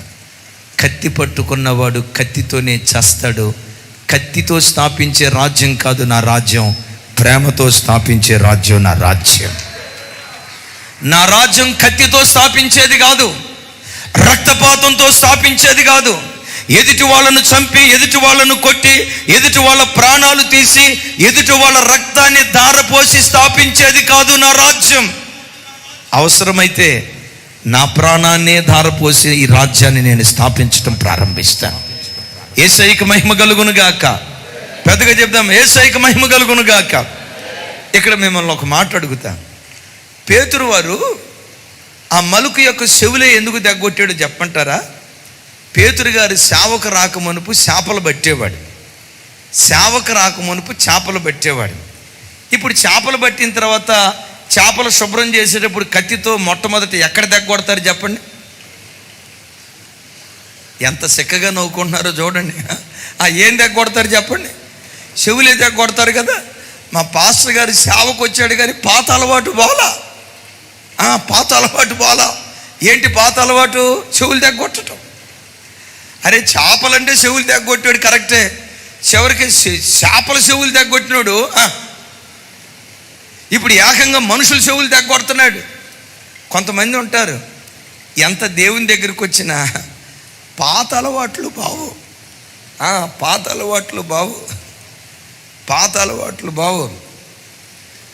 ఓ రోజు వాళ్ళు చర్చికి వచ్చే విశ్వాసి ఇంటికి పాస్టర్ గారు వెళ్తున్నారట. ఆ విశ్వాసి చాలా భక్తి కలిగిందట, చర్చిలో చాలా భక్తి కలిగిందట. పాస్టర్ గారు పదే చెప్పేవాళ్ళట, బ్రతికితే అదిగో అక్కలాగా బ్రతకండి, ఎంత ప్రార్థన పర్రాలంటే అంత ప్రార్థన పర్రా, అదిగో ఆ అక్కలాగా బ్రతకండి అని అందరికీ సాక్ష్యం చెప్పేవాడట. మొత్తానికి ఆ భక్తి కలిగిన సిస్టర్ గారి ఇంటికి వెళ్తున్నాడట. అప్పుడే వాటర్ ట్యాంక్ వచ్చిందట. ఈ వాటర్ ట్యాంక్ దగ్గర నీళ్లు పట్టుకోవటానికి అక్కోళ్ళందరూ బిందెలు పట్టుకొని వచ్చారు. మీకు తెలుసా, కుళాయి దగ్గర జరిగే యుద్ధం, అక్కోళ్ళకు బిందెలుంటే చాలు 3వ ప్రపంచ యుద్ధాన్ని తలదిన్నేటట్లుగా యుద్ధం జరిగింది అక్కడ. నా బిందె ముందంటే నా బిందె ముందు, మొత్తానికి బిందెల దగ్గర కొట్లాట జరిగింది. ఈ చర్చికి వచ్చి అక్క బిందె తీసుకొని ఆ స్థలంలో 3వ ప్రపంచ యుద్ధం చేసిందట. ఆ బిందెతో ఒక్కొక్కరిని పెట కొడతా ఉంటే ఈలోపు ఎవరో అన్నారట, ఏమమ్మా శాంతమా, మీ పాస్టర్ గారు వస్తున్నారమ్మా అందట. మీ పాస్టర్ గారు వస్తున్నారమ్మా అనేసరికి ఈ బిందె అట్లా చేత్తో పైకి పెట్టి స్తోత్రం స్తోత్రం, యేసు రక్తమే జయం, యేసు రక్తమే జయం, స్తోత్రం స్తోత్రం. మీరు ఎన్నన్నా తిట్టుకోండి, నేను మాత్రం తిట్టను. మీరు ఎన్నన్నా తిట్టుకోండి, నేను మాత్రం తిట్టను. నేను యేసయ్య బిడ్డను. స్తోత్రం స్తోత్రం స్తోత్రం స్తోత్రం అనే లోపు పాస్టర్ గారు ఇంకా దగ్గరకు వస్తున్నారట. పాస్టర్ గారు ఇంకా దగ్గరకు వస్తూ ఉంటే ఆ తల్లి ఏం చేసిందో తెలుసా? ఉజ్జీవంతో పరిశుద్ధాత్మతో నింపబడినట్లుగా అన్ని భాషలు మాట్లాడుతుందట. ఈ అన్ని భాషలు మాట్లాడుతూ ఉంటే ఈ అన్యులు ఉన్నారు కదా, వాళ్ళు ఏమనుకున్నారు తెలుసా? ఇదేదో కొత్త రకం తిట్లు అనుకుంటా. కొత్త రకం తిట్లు తిడుతుందని చెప్పి కొట్లాటకి దిగారంట. వింటున్నారా? చాలాసార్లు 4 గోడల మధ్యలో ఉన్నప్పుడు భక్తిగా ఉంటాం, జనాల మధ్యలో విశ్వాసుల మధ్యలో ఉన్నప్పుడు భక్తిగా ఉంటాం, మందిరంలో ఉన్నప్పుడు భక్తిగా ఉంటాం. క్రైస్తవ జనమా, మందిరంలో నీ ప్రవర్తన ఏదైతే ఉందో సమాజంలోకి వెళ్ళిన తర్వాత కూడా నీ ప్రవర్తన అదే యుండునుగాక, నీ ప్రవర్తన అదే యుండునుగాక. ఈ పేతురు ఎప్పుడైతే చెవి దగ్గొట్టాడో యేసు ప్రభు వారు అన్నారు, కత్తితో పట్టుకున్నవాడు కత్తితోనే చేస్తాడు. పేతురా, నా రాజ్యం కత్తితో స్థాపించే రాజ్యం కాదని ఆ చెవిని, తెగిపోయిన చెవిని అతని చెవికి అతికించి అతని చెవిని బాగు చేస్తే ఆ రోమా సైనికుడు మల్కు అక్కడికక్కడే యేసుక్రీస్తును స్వరక్షకునిగా అంగీకరించాడట. పెద్దగా చెప్తే మేమన్ బిడ్లారా, ఒకసారి నా వైపు చూడండి. మీ జీవితంలో ఎవరైనా మీకు కీడు చేశారా? కొన్ని నెలల నుంచి ఎవరితోనైనా మాట్లాడకుండా ఉన్నారా? ఎవరితోనైనా కొన్ని సంవత్సరాల నుంచి మాట్లాడకుండా ఎడముఖం పెడముఖంగా ఉన్నారా? మీ హృదయంలో వారి పట్ల ఒక తెలియని చేదైన మనస్సు మీ హృదయంలో ఉందా? ఈరోజు ఈ సువార్త సభకు వచ్చిన మీ జీవితంలో వారితోనే సమాధానపడండి. ఈ మీటింగ్ అయిపోయిన తర్వాత వాళ్ళకి ఒకసారి ఫోన్ చేసి, అక్క బాగున్నారా, అన్నా బాగున్నారా, పిల్లలు బాగున్నారా, యోగక్షేమాలు తెలుసుకొని ఒకప్పుడు ఎవరి కీడును కోరుకున్నారో ఆ వ్యక్తికే మీ ప్రేమను పంచండి. ఎందుకో తెలుసా? ప్రేమ క్షేమాభివృద్ధి కలుగు చేస్తుంది. చప్పలు కొడుతూ స్తోత్రాలు చెప్దాం. ఒకసారి పెద్దగా చెప్పండి నేను చెప్పిన మాట. ప్రేమ, నాతో కలిసి చెప్పాలి, ప్రేమ క్షేమాభివృద్ధి కలుగు చేస్తుంది. ఇంకొకసారి చెప్పండి, ప్రేమ క్షేమాభివృద్ధి కలుగు చేస్తుంది. దైవజనమ వినండి, ఈ ప్రపంచంలో ఎన్నో మతాలు ఉన్నాయి. ఏ మతాన్ని విమర్శించాల్సిన అవసరం లేదు, ప్రతి మతంలో మంచి ఉంది. కానీ ఒక మాట చెప్తాను, లోకంలో ఉన్న మతాలన్నిటిలో ప్రేమతో స్థాపించిన ఏకైక రాజ్యం యేసుక్రీస్తు ప్రభు వారి రాజ్యం. యేసుక్రీస్తు వారి రాజ్యాన్ని భూమి మీద లేకుండా చేయాలని లోకంలో ఎంతోమంది ప్రయత్నం చేస్తున్నారు. ఇవాళ కొత్తగా ప్రారంభించబడింది కాదు. క్రైస్తవ్యం లేకుండా చేయాలి, దేవుని నమ్ముకున్న బిడ్డలు దేశంలో లేకుండా చేయాలని కొత్తగా ఈ ఆలోచన ఎవరికో కొత్తగా పుట్టింది కాదు. 2000 సంవత్సరాల నుండి క్రైస్తవ్యం ఈ పోరాటం అనుభవిస్తూనే ఉంది. ఎంతోమంది దాన్ని అణచాలని, క్రైస్తవ్యమే లేకుండా నేను చేస్తానని సవాలు విసిరినవాడు లేకుండా పోయాడు.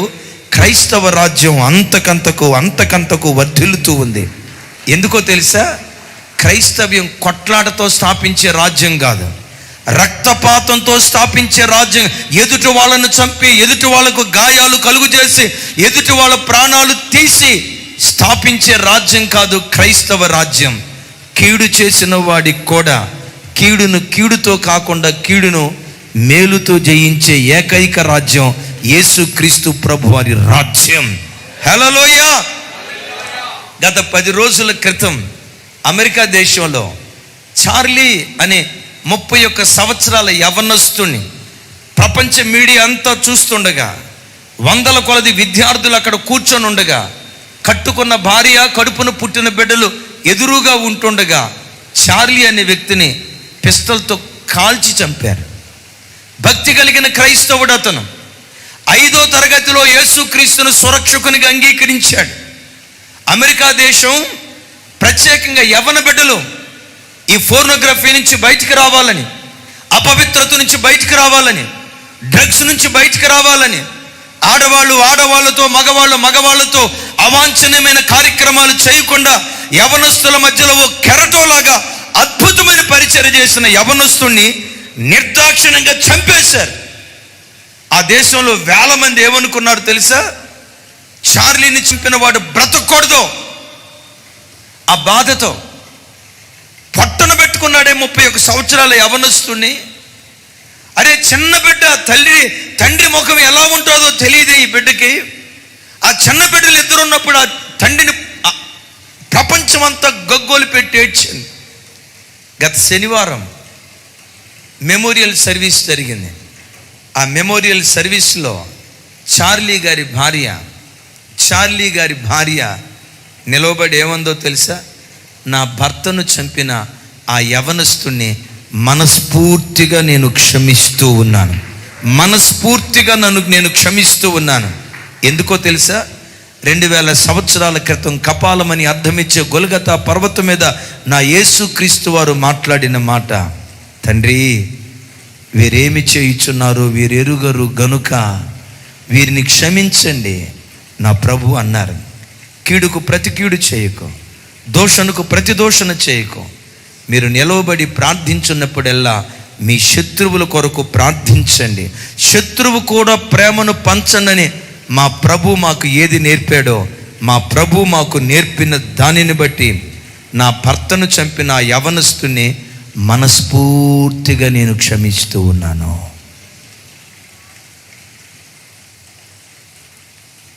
ప్రపంచంలో ఎవరైనా ఈ మాట అనగలరంటే ఒకే ఒక్క జాతి, క్రైస్తవ జాతి ఒక్కటే ఈ మాట అనగలదు. క్షమాపణ అనే మాట, ప్రేమ అనే మాట ప్రపంచంలో క్రైస్తవ జాతి నోట నుంచి తప్ప మరి ఏ జాతిలో నుంచి ఈ మాట రాదు.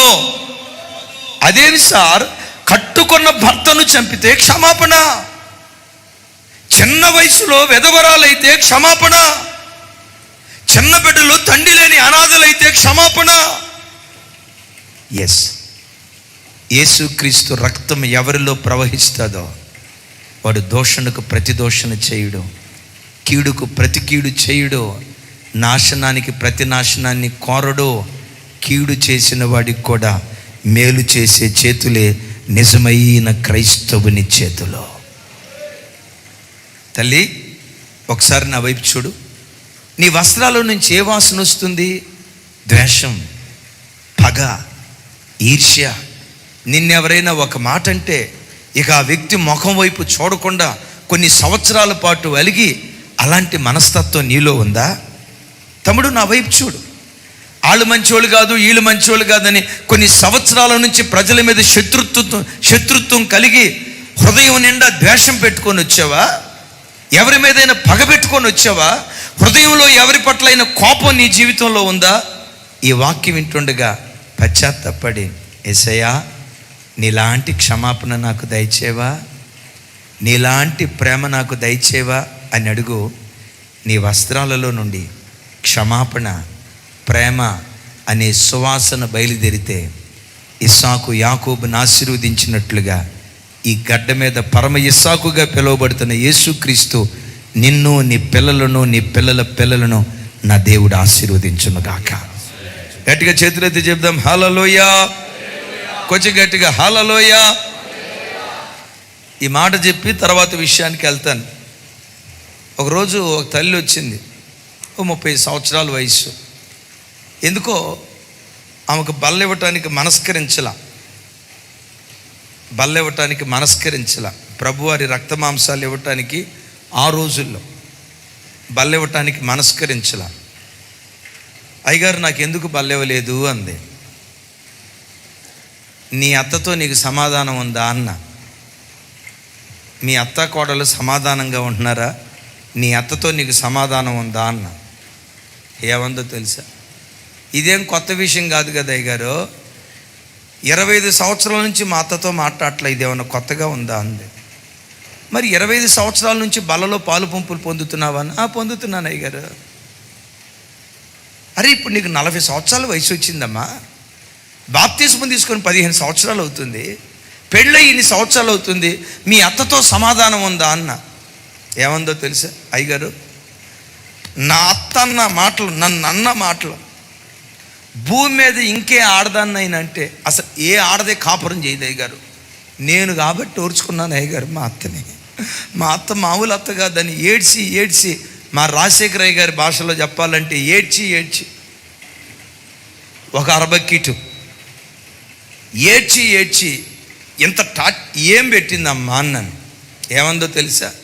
మా అత్తతో 1989 సంవత్సరం ఆగస్ట్ నెల 15వ తారీఖు ఉదయం 9:15:45 మా అత్త నన్ను ఏమందంటే స్టార్ట్ చేసిందంటే 2003 సంవత్సరం వరకు ఏమేం జరిగిందో సినిమాలో రీళ్ళు ఉంటాయి చూసారా, అదే టీవీలో తరువాయి భాగం రేపు, తరువాయి భాగం రేపు, తరువాయి భాగం రేపు అన్నట్లు మొత్తం తరువాయి భాగంలాగా ఆమెను చూసి నేను అనుకున్నా, బాబోయ్ 1949 సంవత్సరం నుంచి ఇన్సిడెంట్లు ఎంత అద్భుతంగా చెప్తుందంటే, బాబోయ్ ఏమో మైండ్ ముందు మెమరీ కార్డు కూడా బలాదూరే, ఈ కంప్యూటర్ సిప్ కూడా ఎందుకు పనికి వస్తుంది, ఎంత జ్ఞాపక శక్తి ఉందో కదా అని నేను అవన్నీ చెప్పిన తర్వాత విని ముగింపులో అడిగా, అమ్మా నిన్న మీ చర్చికి వెళ్ళుంటావు కదా? వెళ్ళాను అయ్యగారు. నిన్న మీ పాస్టర్ గారు ఏ వాక్యం చెప్పారు? అదే ఆ చర్చిల్లో మీ పాస్టర్ గారు ఏ వాక్యం బల్లకొచ్చావు మంచిదే, మీ పాస్టర్ గారు ఏ వాక్యం చెప్పారు? ఏముందో తెలుసా? అది ఎట్టా గుర్తుంటుంది అయ్యగారు? అది గుర్తు లేదు అయ్యగారు. మరి ఈ చెత్త అంతా గుర్తున్న తర్వాత అది ఎట్టా గుర్తుంటుంది? ఎప్పుడుది గొడవ అంటే 1989 సంవత్సరంలోనంట. 1989 సంవత్సరంలో జరిగిన సంగతి ఎప్పుడు చెప్తుందో తెలుసా? 2003లో చెప్తుంది. అంటే ఎన్ని సంవత్సరాలు? ఆ తర్వాత లెక్కెత్తుకోనిలే నాకు, 5 సంవత్సరాల క్రితం. అంటే మరి ప్రతి ఆదివారం మందిరానికి వస్తున్నారు, బలలో పాలు పంపులు పొందుతున్నారు. క్రైస్తవుడంటేనే క్షమాపణ. ఆమేన్. క్రైస్తవుడంటేనే ప్రేమతో నిండుకున్నటువంటి వాడు అయి ఉండాలి. ఆ క్షమాపణ ప్రేమ ఎవరి వస్త్రాల్లో నుంచి వస్తుందో, ఇస్సాకు యాకోబును దీవించినట్లుగా నిన్ను నీ పిల్లల పిల్లలను నా దేవుడు దీవించును గాక. చేతులెత్తి చప్పలు కొడుతూ స్తోత్రాలు చెప్దాం. రైట్. ఆ తర్వాత మాట, 3వ మాట ఏమని రాసి ఉంటుందంటే, నీ వస్త్రములెల్లా అగరు వాసనే అనే మాట. ఒకసారి చెప్పండి, ఏ వాసన? కొంచెం గట్టిగా ఇంకొకసారి. అగరు ఒక అద్భుతమైనటువంటి చెట్టు. ఈ చెట్టులో ఉన్న ప్రత్యేకత ఏంటంటే, ఈ చెట్టు సహజ సిద్ధంగా సువాసన భరితంగా ఉంటుంది. ఆ చెట్టు దగ్గరికి వెళ్తే చాలు సువాసన. అగరబత్తి ఉంది, అగరబత్తి వెలిగించక మునిపే దానిలోంచి సువాసన వస్తుందా లేదా? ఎంతో కొంత. అలాగే ఈ అగరు చెట్టు దగ్గరికి వెళ్తే ఓ తెలియని ఇంపైన సువాసన వస్తుంది. ఒకవేళ దాని చెక్కను ఒలిచావనుకోండి, ఆ చెక్కను పట్టుకుంటే చాలు, గంధపు చెక్క ఎంత సువాసన ఇస్తుందో అంతకు మించిన సువాసన ఇస్తుంది. కానీ అద్భుతం ఏంటంటే, ఈ అగరు యొక్క చెక్కను తీసి లేకపోతే కొమ్మను విరిచి భూమిలో పాతి పెట్టామనుకోండి, ఓ 2 నెలల తర్వాత ఈ అగరు చెక్కను, అగరు కొమ్మను పైకి తీస్తే దాని సువాసన 10 అంతలు రెట్టింపు అవుతుంది. దాని సువాసన 10 అంతలు రెట్టింపు అవుతుంది. విన్నారా? వాస్తవంగా ఏదైనా ఒక కర్రను కానీ చెక్కను కానీ భూమిలో పాతి పెడితే ఆ చెక్క ఏమైపోద్ది? కుళ్ళిపోద్ది, చదలు పట్టిపోతాయి, పాడైపోతాయి. కానీ ఈ అగరు చెక్కలో ఉన్న ప్రత్యేకత ఏంటంటే, దీనిని భూమిలో పాతి పెడితే దీని సువాసన 10 అంతలు రెట్టింపు అవుతుంది. అద్భుతం తెలుసా? ఈ అగరు చెక్క కూడా మన ఆరాధ్య దైవం ప్రభు అయిన యేసుక్రీస్తు వారికి ముంగుర్తుగా ఉంది. ఎలాగో తెలుసా? యేసుక్రీస్తు వారు అగరు చెక్కలాగా సువాసన లీనుతో ఇశ్రాయేలు దేశమంతా సంచరించారు. ఇశ్రాయేలీలు యేసుక్రీస్తు వారి సువాసనను ఆఘ్రానించి, ఆయన సువాసనను ఆఘ్రానించి ఆయన ద్వారా మేలు పొందుకొని యేసుక్రీస్తు వారి ద్వారా ఉపకారం పొందుకున్నారు. యేసుక్రీస్తు వారు సశరీరునిగా బ్రతికున్న దినాలలో యేసయ్య సువాసన ఇశ్రాయేలు దేశమంతా వ్యాపించింది. ఒకసారి చెప్పండి, ఏ దేశమంతా వ్యాపించింది? ఇశ్రాయేలు దేశం అంతా వ్యాపించింది. ప్రజలు తండోపతండాలుగా, ఒకసారి చూడండి, తండోపతండాలుగా యేసు ప్రభు దగ్గరికి వెళ్తున్నారు. ఒక మాట చెప్తాను మీకు. ఆ రోజుల్లో యేసు ప్రభు వారు అరణ్య ప్రాంతంలో మీటింగ్ పెట్టారు. అరణ్య ప్రాంతంలో మీటింగ్ పెడితే ఆ మీటింగ్కి పురుషులే 5,000 మంది వచ్చారు. ఒకసారి చెప్పండి. వినపడలా. సహజంగా ఏ ప్రార్థనకైనా పురుషులు ఎక్కువ వస్తారా, స్త్రీలు ఎక్కువ వస్తారా కదా? పురుషులే 5,000 మంది వచ్చారంటే స్త్రీలు ఎంతమంది వచ్చి ఉండొచ్చు? 10,000. రైట్. అక్క కన్ఫామ్గా 10,000 అని చెప్తుంది. అంటే ఇందు మూలంగా నాకు తెలిసింది ఏంటంటే ఆ ప్రార్థనకు అక్క వెళ్ళి వచ్చినట్టుంది. దేవుడు నేను దీవించు అక్క. సరే, పురుషులు 5,000, స్త్రీలు 10,000 మంది వచ్చారు. మరి స్త్రీలు పురుషులు వస్తే పిల్ల బ్యాచ్ రాకుండా ఉంటుందా? పిల్ల బ్యాచ్ పిల్లలు రాకుండా ఉంటారా? ఇప్పుడు చెప్పక్క మీరే, స్టీఫెన్ గారు చెప్పండి, ఎంతమంది పిల్లలు వచ్చి ఉండొచ్చు? బోయాజ్ ఎంతమంది వచ్చి ఉండొచ్చు? నిజమే, 2,000 కాదు. ఎందుకంటే ఇశ్రాయేలీలకు పిల్లలు ఎక్కువ. బైబిల్లో యాకోబుకు మొత్తం సంతానం ఎంత? బైబిల్లో యాకోబుకి సంతానం మొత్తం 13. మన దేశంలో లాగా 1 ముద్దు, 2 హద్దు, 3 వద్దే వద్దు ఈ స్లోగన్ ఆ దేశంలో లేదు. యాకోబు ఒక్కడికి 13 మంది పిల్లలు, 5,000 మంది పురుషులు ఇంటూ 13 లెక్క అయింది. నీ 20,000 కూడా దాటిపోద్ది. నేనంట ఒక వాల్ పోస్టర్ లేదు, ఒక అడ్వర్టైజ్మెంట్ లేదు, ఒక క్యాన్వాసింగ్ లేదు, ఒక వాట్సాప్ మెసేజ్ లేదు, ఒక ఫేస్బుక్లో పోస్ట్ చేయాల, ఏమీ చేయకుండానే 25,000 మందికి పైగా ప్రజలు వచ్చారు. అంటే ఓ రకంగా చెప్పాలంటే యేసు ప్రభు ఎక్కడుంటే అటువైపు దేశమే తిరిగింది. ఆమెన్. పెద్దగా చెప్తాం ఆమెన్. యేసు ప్రభు ఎక్కడుంటే అక్కడికి దేశమే తిరిగింది. ఈ రోజే కాదండి, ఏ రోజుకైనా ప్రపంచ దేశాలు యేసు క్రీస్తు తట్టే తిరుగుతాయి. ఇది నగ్న సత్యం. ఆ సువాసనను ఎవ్వడు ఆపలేడు. మీరు ఆమెన్ అన్నారు, వాళ్ళు ఆమెన్ అల్లా. ఎవరు? ఇజ్రాయేల్ దేశంలో ప్రధాన యాజకులు, శాస్త్రులు వారవలేక, అరే దేశంలో ప్రజలంతా ఈయన వెంటబోతున్నారు, ఈయన వెంటబోకుండా ఉండాలంటే, అసలు ఈయన పేరే వినబడకుండా ఉండాలంటే, ఈయన సువాసన మన దేశమంతా వీయకుండా ఉండాలంటే ఈయన చంపేస్తే పోలా, చంపి సమాధి చేస్తే పోలా అని అనుకున్నారు. వాళ్ళు ఏమనుకున్నారు తెలుసా? ఈయన్ని చంపి సమాధి చేస్తే ఈయన పేరు భూస్థాపితం అయిపోద్ది, ఈయన పేరు ఎత్తేవాళ్ళు ఉండరు, ఇక ఇశ్రాయేలు దేశంతోనే ఆయన నామస్మరణ ముగించబడుతుంది అని యేసు ప్రభు వారిని చంపి సమాధి చేశారు. ఆ పిచ్చి జనానికి తెలియని విషయం ఏంటంటే యేసుక్రీస్తు వారు అగరు చెక్క లాంటి వాడు. యేసుక్రీస్తు వారు అగరు చెక్క లాంటి వాడు. యేసుక్రీస్తు వారు అగరు చెక్క లాంటి వాడు. మరోసారి చెప్తున్నాను, యేసుక్రీస్తు వారు అగరు చెక్క లాంటి వాడు. ఏంటి అగరు చెక్కకున్న ప్రత్యేకత? దాన్ని సమాధి చేస్తే దాని సువాసన రెట్టింపు, 10 అంతలు రెట్టింపు అయింది అని విన్నామే. యేసుక్రీస్తు వారిని సమాధి చేశారు. సమాధిలో నుంచి బయటకు రాకుండా 2,000 కిలోల బరువైన బండరాయిని వేశారు. ఆదివారం తెల్లవారుతూ ఉంటుండగా మరణమా నీ ముల్లెక్కడ, మరణమా నీ విజయం ఎక్కడని మరణపు ముళ్ళును విరిచి సమాధి గుండెను చీల్చి మృత్యుంజయుడై ప్రభువారు తిరిగి లేచారు. మృత్యుంజయుడై ప్రభువారు తిరిగి లేచారు. రోమా సామ్రాజ్యపు రాజముద్ర యేసుక్రీస్తు వారి పునరుద్ధానాన్ని ఆపలేకపోయింది. 2,000 కిలోల బరువైన బండ రాయి యేసుక్రీస్తు వారి పునరుద్ధానాన్ని ఆపలేకపోయింది. అయితే అద్భుతం తెలుసా?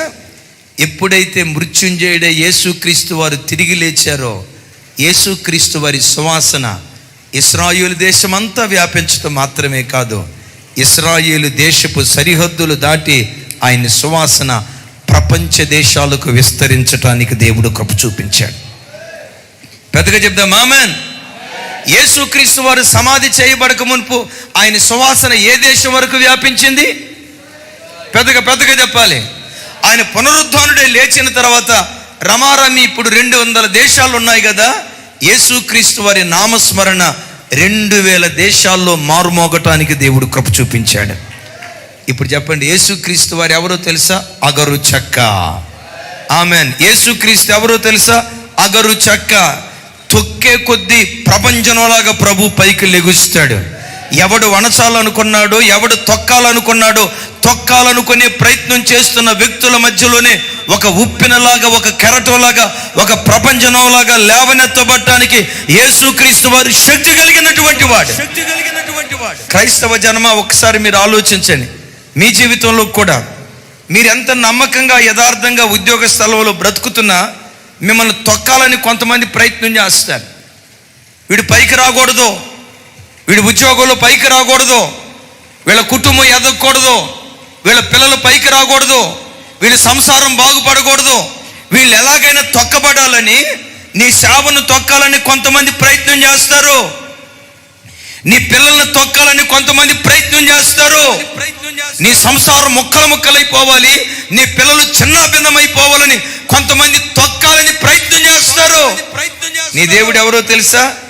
తొక్కాలని ప్రయత్నం చేసేవాడి కళ్ళ ఎదుటే ఒక కెరటంలాగా దేవుడు నిన్ను లేవనెత్తటం ప్రారంభిస్తాడు. ఒక ఉప్పెనలాగా లేవనెత్తటం ప్రారంభిస్తాడు. శత్రువు ఎదుట నీకు భోజనాన్ని దేవుడు సిద్ధపరుస్తాడు. కానీ విచిత్రం ఏంటో తెలుసా? తొక్కబడేటప్పుడు మౌనంగానే ఉంటాడు.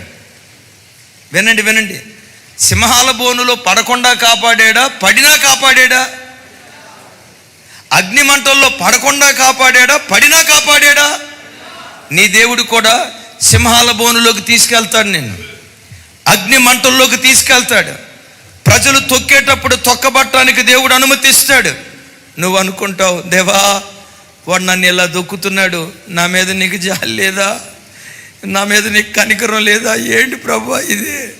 ఏంటి ప్రభా వాడు తొక్కేస్తున్నాడు అని అనుకుంటావు. చూసావా, వాడు తొక్కేటప్పుడు దేవుడు కొంతకాలం మౌనంగా ఉంటాడు.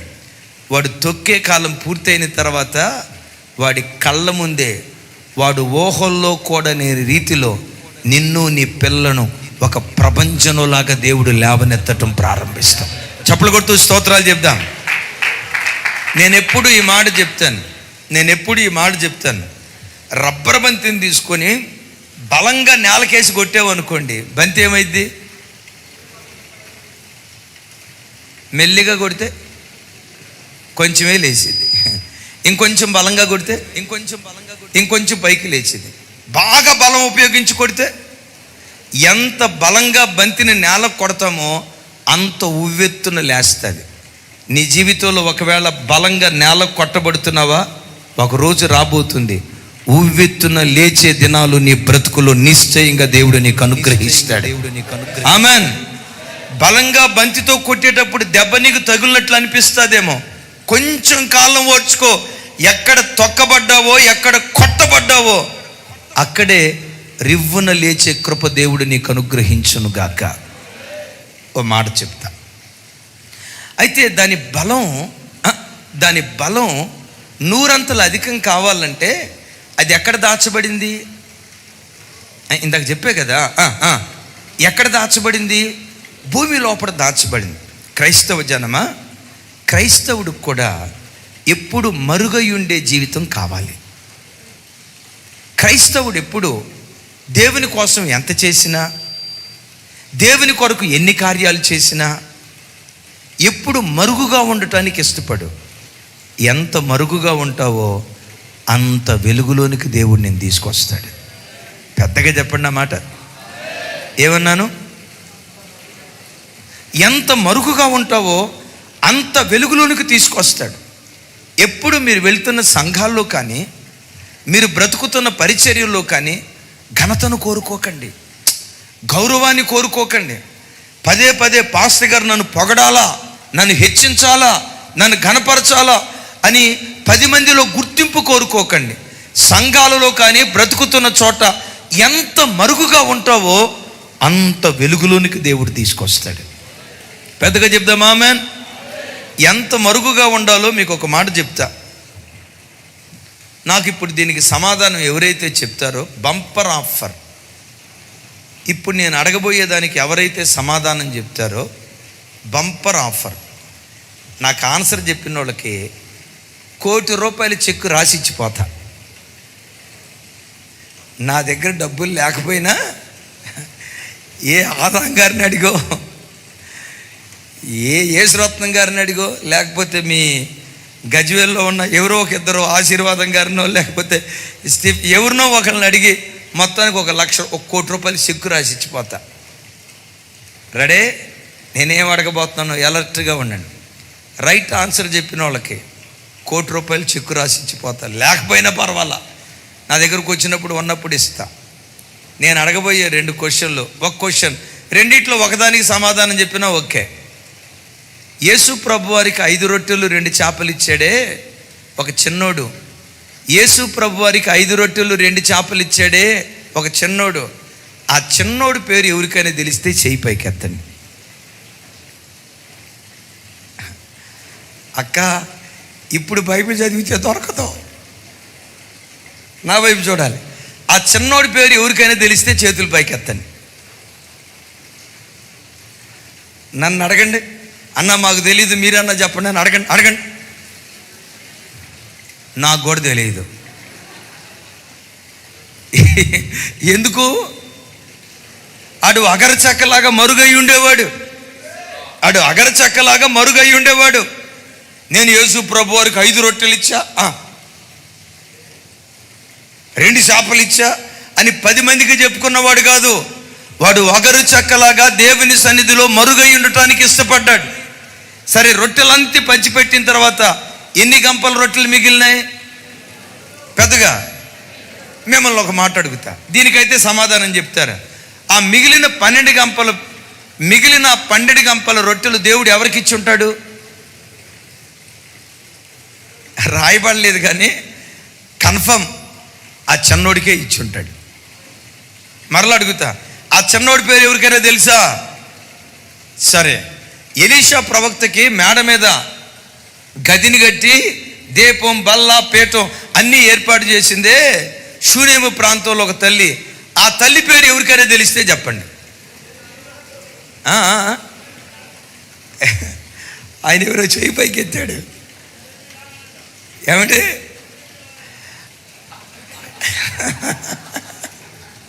అది కాదు, నువ్వు ₹1,00,00,000 చెక్కు కోసం అబద్ధాలు చెప్తే అట్ట సార్. షూనేమీరాలు అనేది పేరా?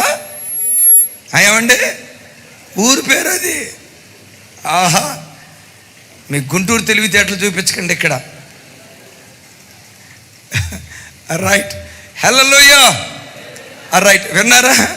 ఆవిడ పేరు రాయలా. ఎందుకో తెలుసా? ఆవిడ అగరు చెక్క.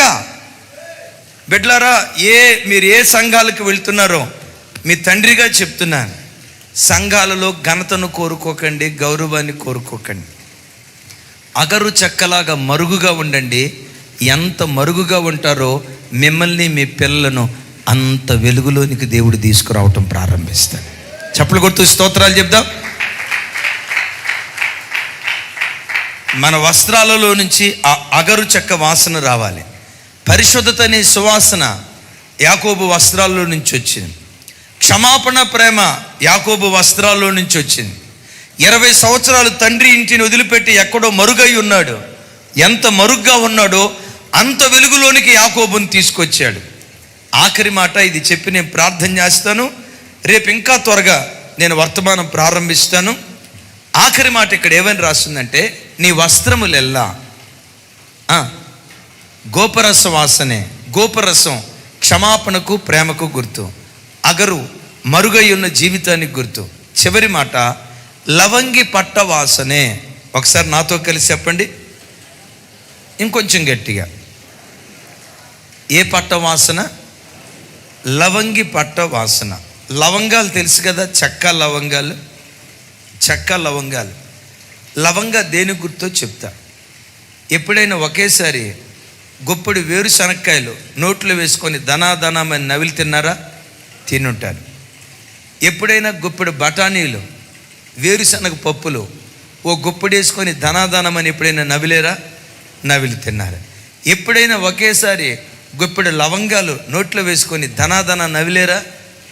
ఒకవేళ నవిలుంటే సూర్యుడు ఎక్కడో ఉండడు, నీ నోట్లోనే ఉంటాడు. బగబగబగని మండకపోతే నన్ను అడగండి. లవంగా దేనికి గుర్తో తెలుసా? మంటకు గుర్తు. మంట దేనికి గుర్తో తెలుసా? ఆత్మ సంబంధమైన రోషానికి గుర్తు. ప్రతి క్రైస్తవుడు ఆత్మ సంబంధమైన రోషం కలిగిన వాడిగా బ్రతకాలి. లోకంతో రాజీ పడే క్రైస్తవుడిగా కాకుండా, లోకంతో మమేకమైపోయే క్రైస్తవుడిగా కాకుండా, ఒక లవంగి పట్టలాగా ప్రతి క్రైస్తవుడు రోషం కలిగిన క్రైస్తవుడిగా బ్రతకాలి. నేనంట ఈ లవంగి పట్టనే మన ఆరాధ్య దైవం ప్రభు అయిన యేసుక్రీస్తు వారికి గుర్తు. గోపురసంలో యేసుక్రీస్తు వారిని చూయించా, అగరు చెక్కలో యేసుక్రీస్తు వారిని చూయించాను. ఇప్పుడు మనం ధ్యానించిన మూడవది ఏంటి? లవంగి పట్టలో కూడా యేసుక్రీస్తు వారు. ఓ రోజు యేసు ప్రభు వారు యెరూషలేములో ఉన్న దేవాలయానికి వచ్చారు. ఆ దేవాలయంలో ఏం జరుగుతుందో తెలుసా? నా వైపు చూడండి. క్రయ విక్రయాలు జరుగుతున్నాయి, వ్యాపారం జరుగుతుంది, గొవ్వలు అమ్ముతున్నారు.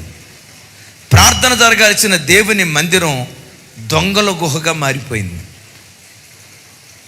వెంటనే యేసు ప్రభు వారు, నాయనా మందిరంలో అట్లా చెయ్యొద్దయ్యా అని గడ్డం పట్టుకోలా, క్రయ విక్రయాలు చెయ్యొద్దయ్యా అని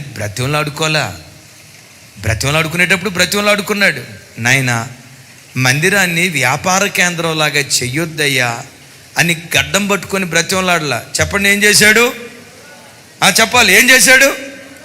కొరడా తీసుకొని కొరడా జులిపిస్తా, ఆ కొరడాతో ఒక్కొక్కడిని చండ్రకోలతో కొడతా, ఆ బల్లలు తోసేసి పీటలు తోసేసి గొవ్వలమ్మే వాళ్ళని మందిరంలో నుంచి వెళ్ళగొట్టి, నా దేవుని మందిరం ప్రార్థన మందిరంగా ఉండాలి, మీరు దీన్ని దొంగల గుహగా చేశారు, దీన్ని వ్యాపార కేంద్రంగా చేశారని కొరడా తీసుకొని యేసు ప్రభు వారు కొరడాను జులిపించినట్లుగా లేఖనాల్లో చూస్తూ ఉన్నాం.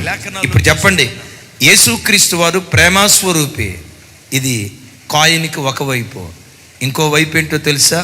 ప్రేమస్వరూపి మాత్రమే కాదు, రోషము కలిగిన దేవుడు. రోషము కలిగిన దేవుడు. ఏమండి, 10 రూపాయల కాయిన్కి బొమ్మ బొరుసు 2 ఉంటే చెల్లుతాయా, 1 ఉంటే చెల్లుతుందా? ఏమండి ఏంటి, 1 ఉంటే చెల్లిద్దా? ఎవరా సావకారు ఒకసారి చేయి పైకి ఎత్తిన ఆయన. అట్లాంటి నా దగ్గర చాలా ఉన్నాయి. బొమ్మ 1 ఉంటే చెల్లిద్దా? లేదు. బొరుసు 1 ఉంటే చెల్లిద్దా? బొమ్మ ఉండాలి. ఏమంటారు బొమ్మ బొరుసు అంటే? తమ్ముడు, బొమ్మ బొరుసు అంతేనా? అచ్చు బొమ్మ అంటారు కదా. అమ్మ బొమ్మ బొరుసు కరెక్టేనా? మీరు అట్టా చూస్తున్నారేమ్మా. తమ్ముడు, గజ్వేల్ వాళ్ళు ఎవరైనా ఉంటే ఒకసారి చెప్పండి, బొమ్మ బొరుసు కరెక్టేనా?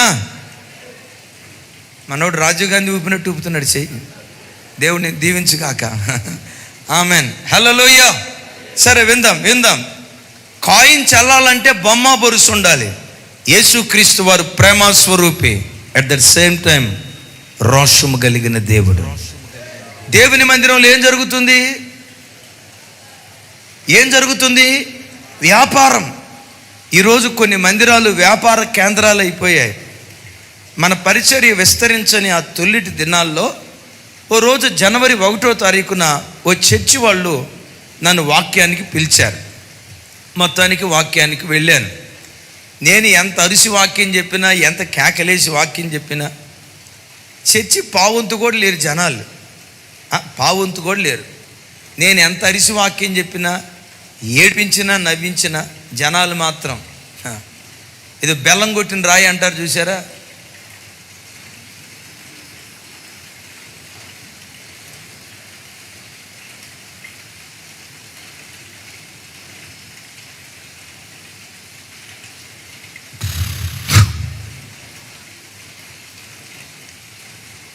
ఈ యాంగిల్ అసలు బాటలు ఇంతే.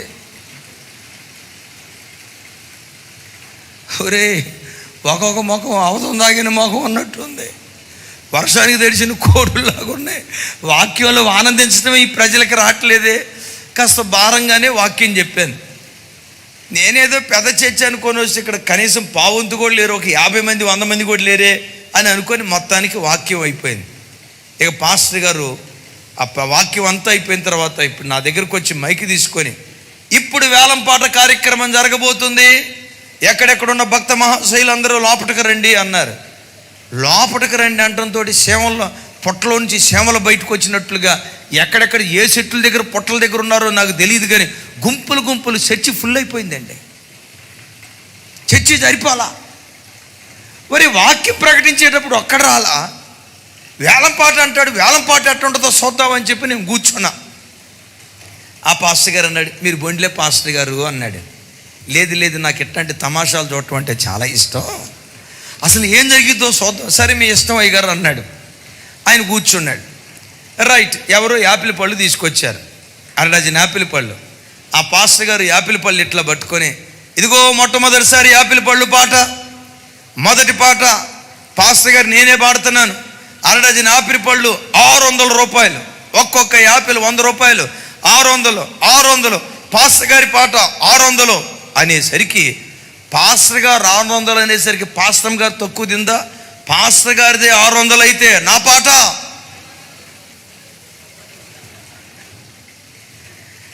నా పాట 1200 అంది. అరే పాస్టర్ గారి పాటే 1200 అయితే మనమేం తక్కువ తింటామని మహిళా మండలి లేచింది. మహిళా మండలి అంది మాది 2000 అంది. మనం ఇచ్చే డబ్బులు తీసుకుని వాళ్ళు 2000 పాడితే మనం ఎంత పాడాలని ఇప్పుడు పురుషులు లేచారు, మా పాట 4000 అన్నారు. మొత్తానికి 1 డజన్ యాపిల్ పళ్ళు 4000 రూపాయలకు పోయినాయి, అయిపోయింది. ఆ తర్వాత కోడిగుడ్లు తీసుకొచ్చారు, నాటు కోడిగుడ్లు అంట. ఫారం కోడిగుడ్లు కాదు, నాటు కోడిగుడ్లు అంట. ఈ నాటు కోడిగుడ్లు టైగర్ పట్టుకున్నారు. నాటు కోడిగుడ్లు, ఈ గుడ్లు పగలు కొట్టుకుని తాగితే గుండె దిట్టంగా ఉంటుంది, సింహపు గుండె అయిపోద్ది. నాటుకోళ్ళు, నాటు కోడిగుడ్లు. పాస్టర్ గారి పాట 1000 రూపాయలు, యాపిల్ పళ్ళు కంటే ఎక్కువ పలికింది అది. పాస్టర్ గారి పాట 1000 రూపాయలు అనేసరికి పాస్టర్ గారికి కావాలని ఆయన 1000 అయితే 2000 కాదు 5000 పలికింది. ఆ తర్వాత సిస్టర్లు 5000 అన్నారు, 6000 అన్నారు. బ్రదర్స్ మొత్తానికి ఒకళ్ళు లేచాడు 9000 అన్నాడు. అద్భుతం, 1 డజన్ కోడిగుడ్లు 9000కు పోయినాయి అంటే. అసలు వేలం పాట పాడేటప్పుడు అండి ఏలలో, కేకలో, కేరింతలో వాక్యం చెప్పినంతసేపు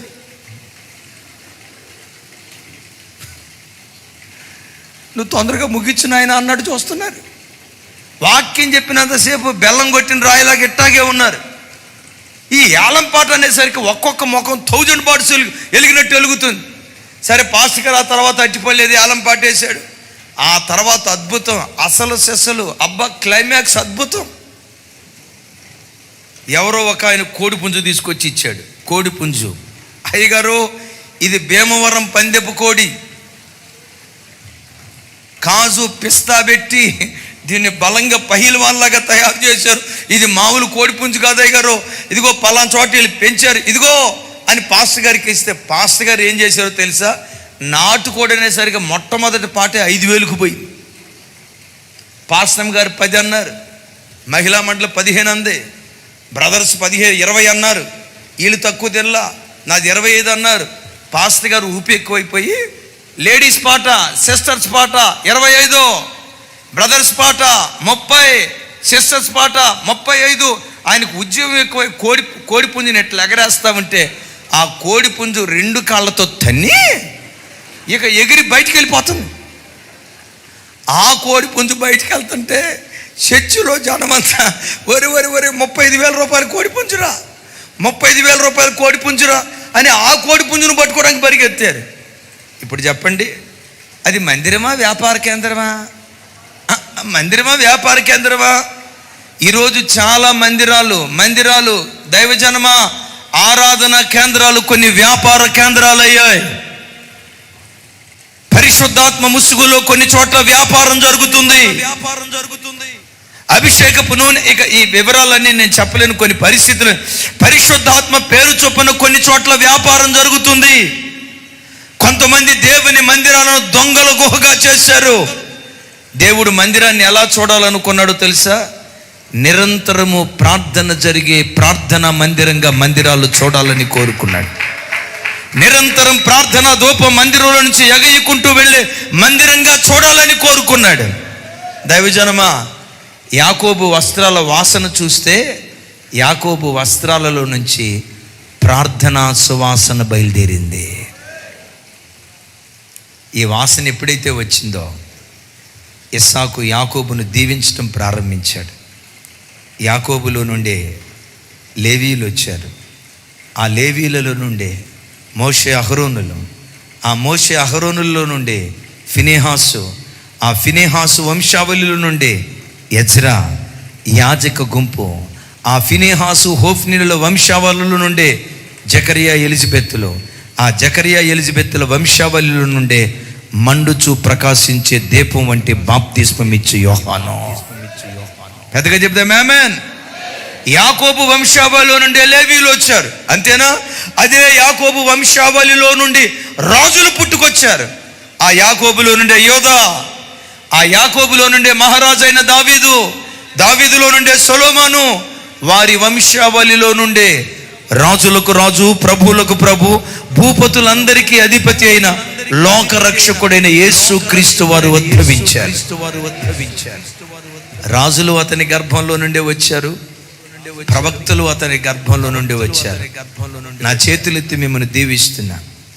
మీ గర్భాన్ని కూడా దేవుడు ధన్యం చేసి మీ ఇంటిలో నుండి ప్రవక్తలను దేవుడు లేవనెత్తును గాక, మీ ఇంటిలో నుండి పాలకులను దేవుడు పుట్టించును గాక, మన కుటుంబాలలో నుండి పనికి మాలిన సంతతిని దేవుడు రానివ్వకుండును గాక. మన పిల్లల వంశం, మనమల వంశం, మునిమనమల వంశం దైవము కాని వాటిని ఆరాధించే, నిర్దేవులను ఆరాధించే వ్యక్తులు మన వంశావళిలో నుండి రాకుండునుగాక. మన వంశావళిలో నుండి తాగుబోతులు రాకుందురుగాక, తిరుగుబోతులు రాకుందురుగాక, వ్యభిచారికులు రాకుందురుగాక. నువ్వు తలదించుకునేటట్లుగా బ్రతికే వ్యక్తులు నీ ఇంటిలో నుంచి రాకుండా నువ్వు తలెత్తుకొని తిరిగే ఆ దైవికమైన సంతతిని ఇంటిలో నుండి పుట్టించునుగాక. ఇవన్నీ జరగాలంటే మన వస్త్రాల్లో నుంచి ఏ వాసన రావాలి? ఒకవేళ పరిశుద్ధత అనే వాసన లేదా, క్షమాపణ ప్రేమ అనే వాసన లేదా, మరుగై ఉండే జీవితం అనే వాసన లేదా, ఆధ్యాత్మిక రోషం అనే వాసన లేదా, నీ వస్త్రాలు మైలైపోయాయా? ప్రకటన గ్రంథంలో రాసి ఉంటుంది, వారు గొర్రెపిల్ల రక్తముతో తమ వస్త్రములు ఉతుక్కుని వాటిని తెలుపు చేసుకుని ఉన్నారు. ఒకసారి చెప్పండి, గొర్రెపిల్ల రక్తములో వారి వస్త్రములు ఉతుకుని వాటిని తెలుపు చేసుకుని ఉన్నారు. వారి వస్త్రాలు ఇప్పుడు ఎలా అయిపోయాయట? వస్త్రం దేనికి గుర్తు అని చెప్పాను? ప్రవర్తనకు గుర్తు అని చెప్పాను. మన ప్రవర్తన పరిశుద్ధంగా మారాలంటే యేసుక్రీస్తు వారి రక్తముతో మన వస్త్రాలు ఉతుక్కునేటువంటి వారిగా ఉండాలి. ఒకవేళ ఇంతకాలం దూరంగా బ్రతికేవేమో, నీ వస్త్రాలు మైలైపోయాయేమో, ఒకసారి దేవుని సన్నిధిలో పశ్చాత్తపడి ఈ రాత్రి నుండి పవిత్రునిగా నేను మారాలనుకుంటున్నానయ్యా, దేవా నా బ్రతుకును నిలవబెట్టయ్యా, కోరుకుందాం. అట్టి కృప దేవుడు మనందరికీ దయచేయును గాక. అందరం లేచి నిలబడదాం. ఎవ్వరు కళ్ళు తెరిచి అటు ఇటు చూడకుండా వినయ భయభక్తులతో ఈ రాత్రి ఎవరికైనా ప్రార్థన కావాల్సి వస్తే జార్జన ప్రార్థన చేస్తారు, మీరు ప్రార్థన చేయించుకోవచ్చు. రెండు చేతులు పైకెత్తుదాం. దేవా, నాలో ఉన్న ప్రతి అపవిత్రత కడిగివేయ్యా, నాలో ఉన్న ప్రతి మాలిన్యం కడిగివేయ్యా. మూర్ఖుడుగా నేను బ్రతకటాన్ని బట్టే నా మూర్ఖ ప్రవర్తన ఓ నేను గాయాల పాలవటానికి కారణమైందయ్యా. నా వస్త్రాలు దుర్వాసనతో నిండుకున్నాయ్యా. ఈరోజు నీ రక్తంతో కడిగి ప్రేమ అనే పరిమళ వాసన నాలో నుంచి బయలుదేరున్నట్లుగా, పరిశుద్ధత అనే పరిమళ వాసన నాలో నుంచి బయలుదేరున్నట్లుగా ఈ రాత్రి నీ రక్తంతో నన్ను కడుగు యేసయ్యా. నా బ్రతుకు మార్చుకోవాలని ఇష్టపడుతున్నానయ్యా, నా బ్రతుకు దిద్దుకోవటానికి ఇష్టపడుతున్నానయ్యా. ఈ రాత్రి నన్ను నీ వైపు తిప్పుకో యేసయ్యా. నోరు తెరిచి అడుగుతారా? ఈ రాత్రి నన్ను నీ తట్టు తిప్పుకో యేసయ్యా. యాకోబును దీవించిన దీవెన ఈ రాత్రి ఒక్కొక్క తల మీద దేవుడు కుమ్మరించబోతున్నాడు. ఒక్కొక్క తల మీద దేవుడు కుమ్మరించబోతున్నాడు. యాకోబు బ్రతుకును ధన్యం చేసిన దేవుడే, యాకోబు బ్రతుకును ధన్యం చేసిన దేవుడే ఈ రాత్రి నీ బ్రతుకును దేవుడు ధన్యం చేయబోతున్నాడు. చేతులు తడుగుతావా? హల్లెలూయా. రదల శబల బతిర బల తిర రినదల దరద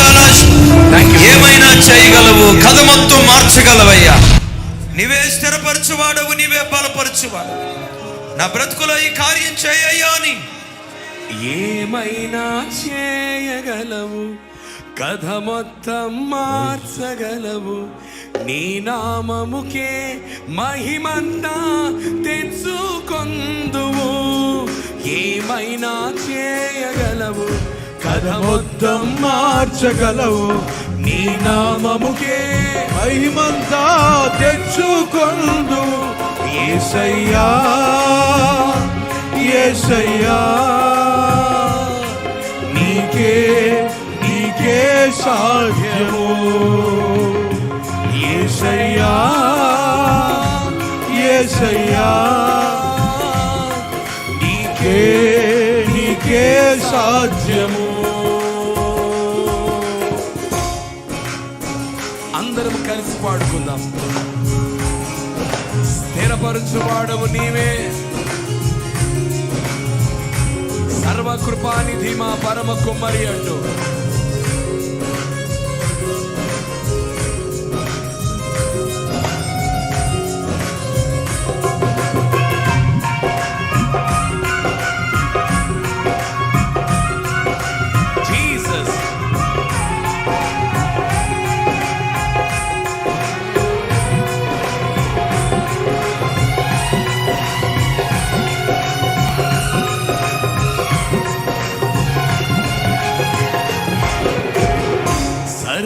కృపానిధి మా పరమ కుమ్మరి, నీ చేతిలోనే మా జీవమున్నది. పాడదామా? సర్వకృపానిధి మా పరమ కుమ్మరి, నీ చేతిలోనే మా జీవమున్నది. నీ ఆలోచనలన్నీ ఎంతో గొప్పవి, మా ఊహకు మించిన కార్యములెన్నో జరిగించుచున్నవి. మా దేవా నీ ఆలోచనలన్నీ ఎంతో గొప్పవి, మా ఊహకు మించిన కార్యములెన్నో జరిగించుచున్నవి. ఏమైనా కథ మొత్తం మార్చగలవు, నీ నామముకే మహిమంతా తెచ్చుకొందు. ఏమైనా చేయగలవు, కథ మొత్తం మార్చగలవు, నీ నామముకే మహిమంతా తెచ్చుకొందు. యేసయ్యా యేసయ్యా, నీకే నీకే సాధ్యము.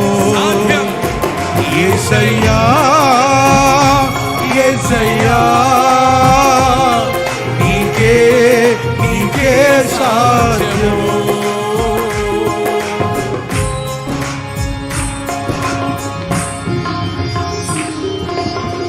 ఆయన ఆజ్ఞ లేనిదే ఏది జరగదు. అదుగో ఆయన కంచె వేయగా శత్రువు దాటడం సాధ్యమా? సాధ్యము కానే కాదు. ఆయనే నీకు నీ కుటుంబానికి తోడుగా ఉండి అపవాది తలచిన కీడులన్నీ మేలుగా చేస్తున్న రాత్రి ఇది.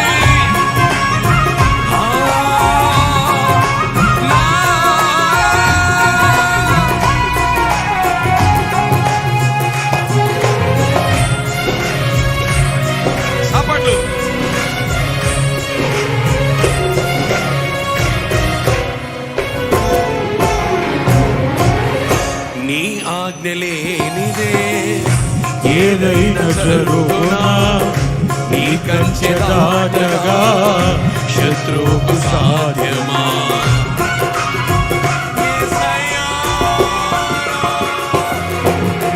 నీ ఆజ్ఞ లేనిదే ఏదైనా జరుగునా, నీ కంచె దాటగా శత్రువుకు సాధ్యమా? మా దేవా నీవే మా తోడుండే అంతే చాలును. అపవాది తలచిన కీడులన్నీ మేలైపోను. మా దేవా నీవే మా తోడుండే అంతే చాలును. అపవాది తలచిన కీడులన్నీ మేలైపోను. ఏమైనా చేయగలవు, కథ మొత్తం మార్చగలవు. నీ నామముకే మహిమంతా తెచ్చుకొను. ఏమైనా చేయగలవు, కథ మొత్తం మార్చగలవు. నీ నామముకే మహిమంతా తెచ్చుకొను. యేసయ్యా యేసయ్యా పాడాలి. నీకే నీకే సాధ్యము.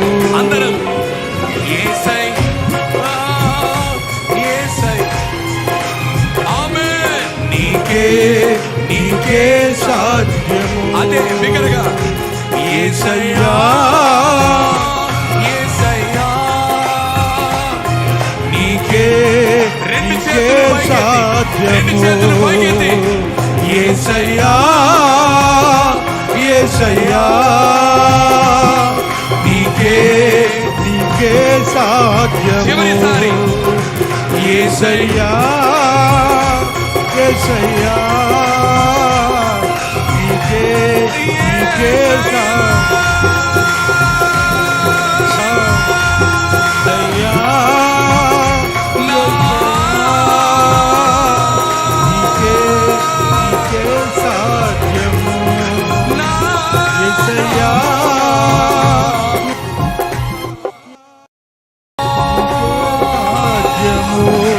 సాధ్యం సాధ్యం నీకే సాధ్యం. నీకే సాధ్యము. నీ నోటి నిండా ప్రభు నవ్వును నీకే పుట్టించునుగాక. నీకే నీ బ్రతుకును సంతోషమయముగా సాధ్యము. చేయునుగాక. నీకే నీ గర్భాన్ని ధన్యము చేయునుగాక.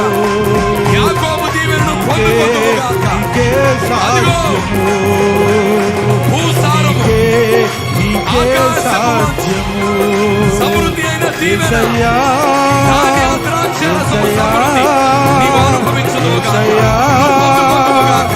యేసయ్యా శత్రువుల గౌరవను స్వతంత్రించుకొనుగాక. శత్రువుల గౌరవను స్వతంత్రించుకొనుగాక. ప్రజలు నీ ఎదుట సాగిలపడుదురుగాక. నిన్ను నీ కుటుంబాన్ని ఈ తరములో యాకోబు కుటుంబం అని దేవుడు దీవించునుగాక. దేవుడు దీవించునుగాక. దేవుడు దీవించునుగాక. దేవుడు దీవించునుగాక.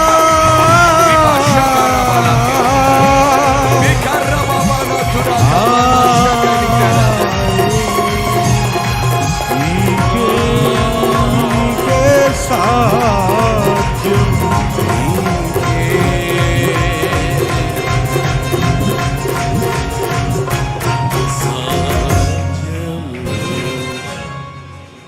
నీకే సాధ్యము.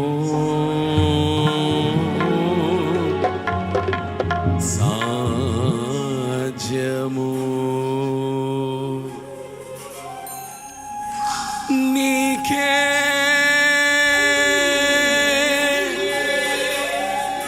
సాధ్యము.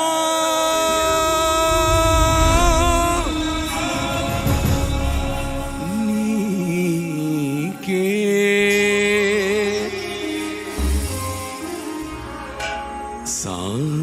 సాధ్యము. ఆమేన్. నీ బ్రతుకులో ప్రభు సమస్తాన్ని సాధ్యపరచునుగాక. ఇప్పటి వరకు ఉన్న నీ చీకటి పాప శాపగ్రస్తమైన వ్యాధితో నలిగిపోతూ కన్నీరు గారుస్తున్న నీ బ్రతుకును ఆశ్చర్యకరంగా దేవదేవుడు మార్చివేయునుగాక. నీ ఊహల్లో కూడా లేని ఘనమైన గొప్ప కార్యం నీ బ్రతుకులో మహోన్నతుడిని దేవుడు జరిగించునుగాక. ఓ యాకోబు వలె, యాకోబు కుటుంబం వలె నీవు నీ కుటుంబం అంతకంతకు వర్ధిల్లుదురుగాక. ప్రార్థన చేసుకుందాం. మన మధ్యలో దైవజనులు అజయ్ పాస్టర్ గారు చివరి ప్రార్థన చేస్తారు. ప్రార్థన. Thank you Jesus. మహాపరిశుద్ధుడా, సర్వకృపానిధియగు యెహోవా, మీకు స్తోత్రాలు చెల్లిస్తూ ఉన్నాం. ఈ గజ్వేల్ ప్రాంతాన్ని మీరు ప్రేమించి దైవ సేవకులను మీరు నడిపించి ఈరోజు మీరు మాట్లాడినటువంటి నీ మాటల కొరకు స్తోత్రం. ఒక గొప్ప ప్రణాళికల చేత, ఒక చక్కటి ఆలోచన చేత, అత్యున్నతమైన మీ ప్రేమ, ఈ ప్రాంత ప్రజల పట్ల మీరు కలిగి ఉన్న ఉద్దేశాలు ఏంటో దైవ సేవకుల ద్వారా ఒక్కొక్కటిగా విపులముగా వివరించబడేటట్లుగా మేము తెలుసుకొని గ్రహించి నీ సన్నిధిలో సంతోషించే భాగ్యాన్ని మీరు ప్రసాదించిన విధానాన్ని బట్టి మీకు స్తోత్రం. నిజమే, మా దగ్గర పరిమళ వాసన, సువాసన వెదజల్లగలిగేటట్లుగా మా జీవితాలు మారాలి. మా జీవితాల్లో క్షమించే వాసన, నాయనా రోషం కలిగిన వాసన, ప్రతిష్టత కలిగినటువంటి ఒక ఉన్నతమైన జీవితాలు చేయగలిగేటట్లుగా ఈరోజు నీ సన్నిధిలో ఒక గొప్ప తీర్మానాలు చేసుకొని నీ సన్నిధి నుంచి కదిలి వెళ్ళే కృప దయచేయమని ప్రార్థన. ఇప్పటి వరకు మేము చేసిన పాపాలు గాయాలుగా, రణాలుగా మారి దుర్వాసన మా శరీరంలో నుంచి ఆ దుర్గంధం నాయన వెదజల్లబడి అనేకులకి అసహ్యంగా మేము మార్చబడ్డాం ప్రభు. ఈరోజు నీ రక్తం చేత కడిగి మీరు మమ్మల్ని పరిశుద్ధపరిచినందుకు స్తోత్రాలు. ఈ రోజు నీ సన్నిధిగా వచ్చిన ప్రతి బిడ్డ పరిమళ వాసన వారి వస్త్రాలు అనబడిన వారి ప్రవర్తనలో నుంచి బయటకు వచ్చేటట్లుగా సహాయం. ఇప్పటి వరకు కలిగి ఉన్న ప్రతి దుర్వాసనలో నుంచి విడుదల కలగజేసినందుకు స్తోత్రాలు చెల్లిస్తున్నాం. ఇక నుంచి నీ కొరకు సాక్షులుగా మేమందరం బ్రతికే కృప దయచేయమని ప్రార్థన చేస్తున్నాం. నీ రాకడ కొరకు సిద్ధపడేటట్లుగా ఒక చక్కటి నాయన స్తోత్రముల ప్రభా, పవిత్రత పరిశుద్ధత కలిగినటువంటి బ్రతుకులు మా జీవితాలలో ఈ రోజు నుంచి ప్రారంభమయ్యేటట్లుగా కృప దయచేయండి. వాక్యం చెప్తున్నప్పుడే అనేకులు తీర్మానం చేసుకునేటట్లుగా సహాయం చేశారు. ఈ ప్రాంగణము నుంచి వదిలి వెళ్లే లోపే నీ సన్నిధిలో ఒక తీర్మానం కలిగి ఇక నీ కొరకు నాయన వాక్యము ఏ రీతిగా చెప్పబడిందో ఆ రీతిగా బ్రతకడానికి మేము తీర్మానం చేసుకున్నామయ్యా అనేటువంటి ఒక చక్కటి నూతనమైనటువంటి ఉద్దేశాలతో కదిలి వెళ్ళేటట్లుగా మీ కృప దయచేస్తున్నందుకు స్తోత్రాలు చెల్లిస్తున్నాం. రేపటి రోజు ఇంకా మరి విశేషంగా, ఇంకా మహిమకరముగా, ఇంకా దీవెనికరముగా, అనేకులు ఆశీర్వాదించబడేటట్లుగా, ఈ ప్రాంత ప్రజలకు రక్షణ కలిగేటట్లుగా రేపటి రోజున అనేక మంది ప్రజలు గుంపులుగా, కుటుంబాలుగా, సంఘాలుగా నీ సన్నిధికి కదిలి వచ్చేటట్లుగా సహాయం. ఆటంకపరుచున్న ప్రతి చీకటి కార్యాలు లయపరచబడేటట్లు సహాయం. ప్రతికూలమైన ప్రతి పరిస్థితి తొలగిపోయేటట్లుగా సహాయం. నీ సన్నిధిలో నిండైన మెండైన దీవెనలు, ఆశీర్వాదాలు చేత ఇక్కడ నుంచి కదిలి వెళ్ళే కృప దయచేయమని. రాబోయే రోజుల్లో ఈ గజ్వేల్ ప్రాంతం అంతటికి రక్షణ కలిగేటట్లుగా మీరు ద్వారాలు తెరిచినందుకు స్తోత్రాలు. వాక్యం అందించిన సేవకులను కూడా రెట్టింపు ఆత్మాభిషేకం ఇచ్చి వాడుకో. ఈ మినిస్ట్రీస్ ని ఈ పరిసర ప్రాంతాలలో విజయోత్సాహము చేత ఊరేగించు. ఘనత, మహిమ, ప్రభావాల్ని నామానికి ఆరోపించుకోండి. నజరేయుడైన యేసుక్రీస్తు నామం పేరట ప్రార్థన చేసి వేడుకొని అడుగుచున్నాము తండ్రి. తండ్రి అయిన దేవుని ప్రేమ, కుమారుడైన యేసుక్రీస్తు ప్రభు దివ్య కృప, పరిశుద్ధాత్మ దేవుని అన్యోన్యమైన సహవాసం, సమస్త దీవెనలు మనకును సకల పరిశుద్ధులకును సదాకాలం తోడైండి నడిపించును గాక. ఆమేన్, ఆమేన్, ఆమేన్. ఇంతవరకు ఓపికతో విన్నందుకు మీకు అందరికీ కృతజ్ఞతలండి.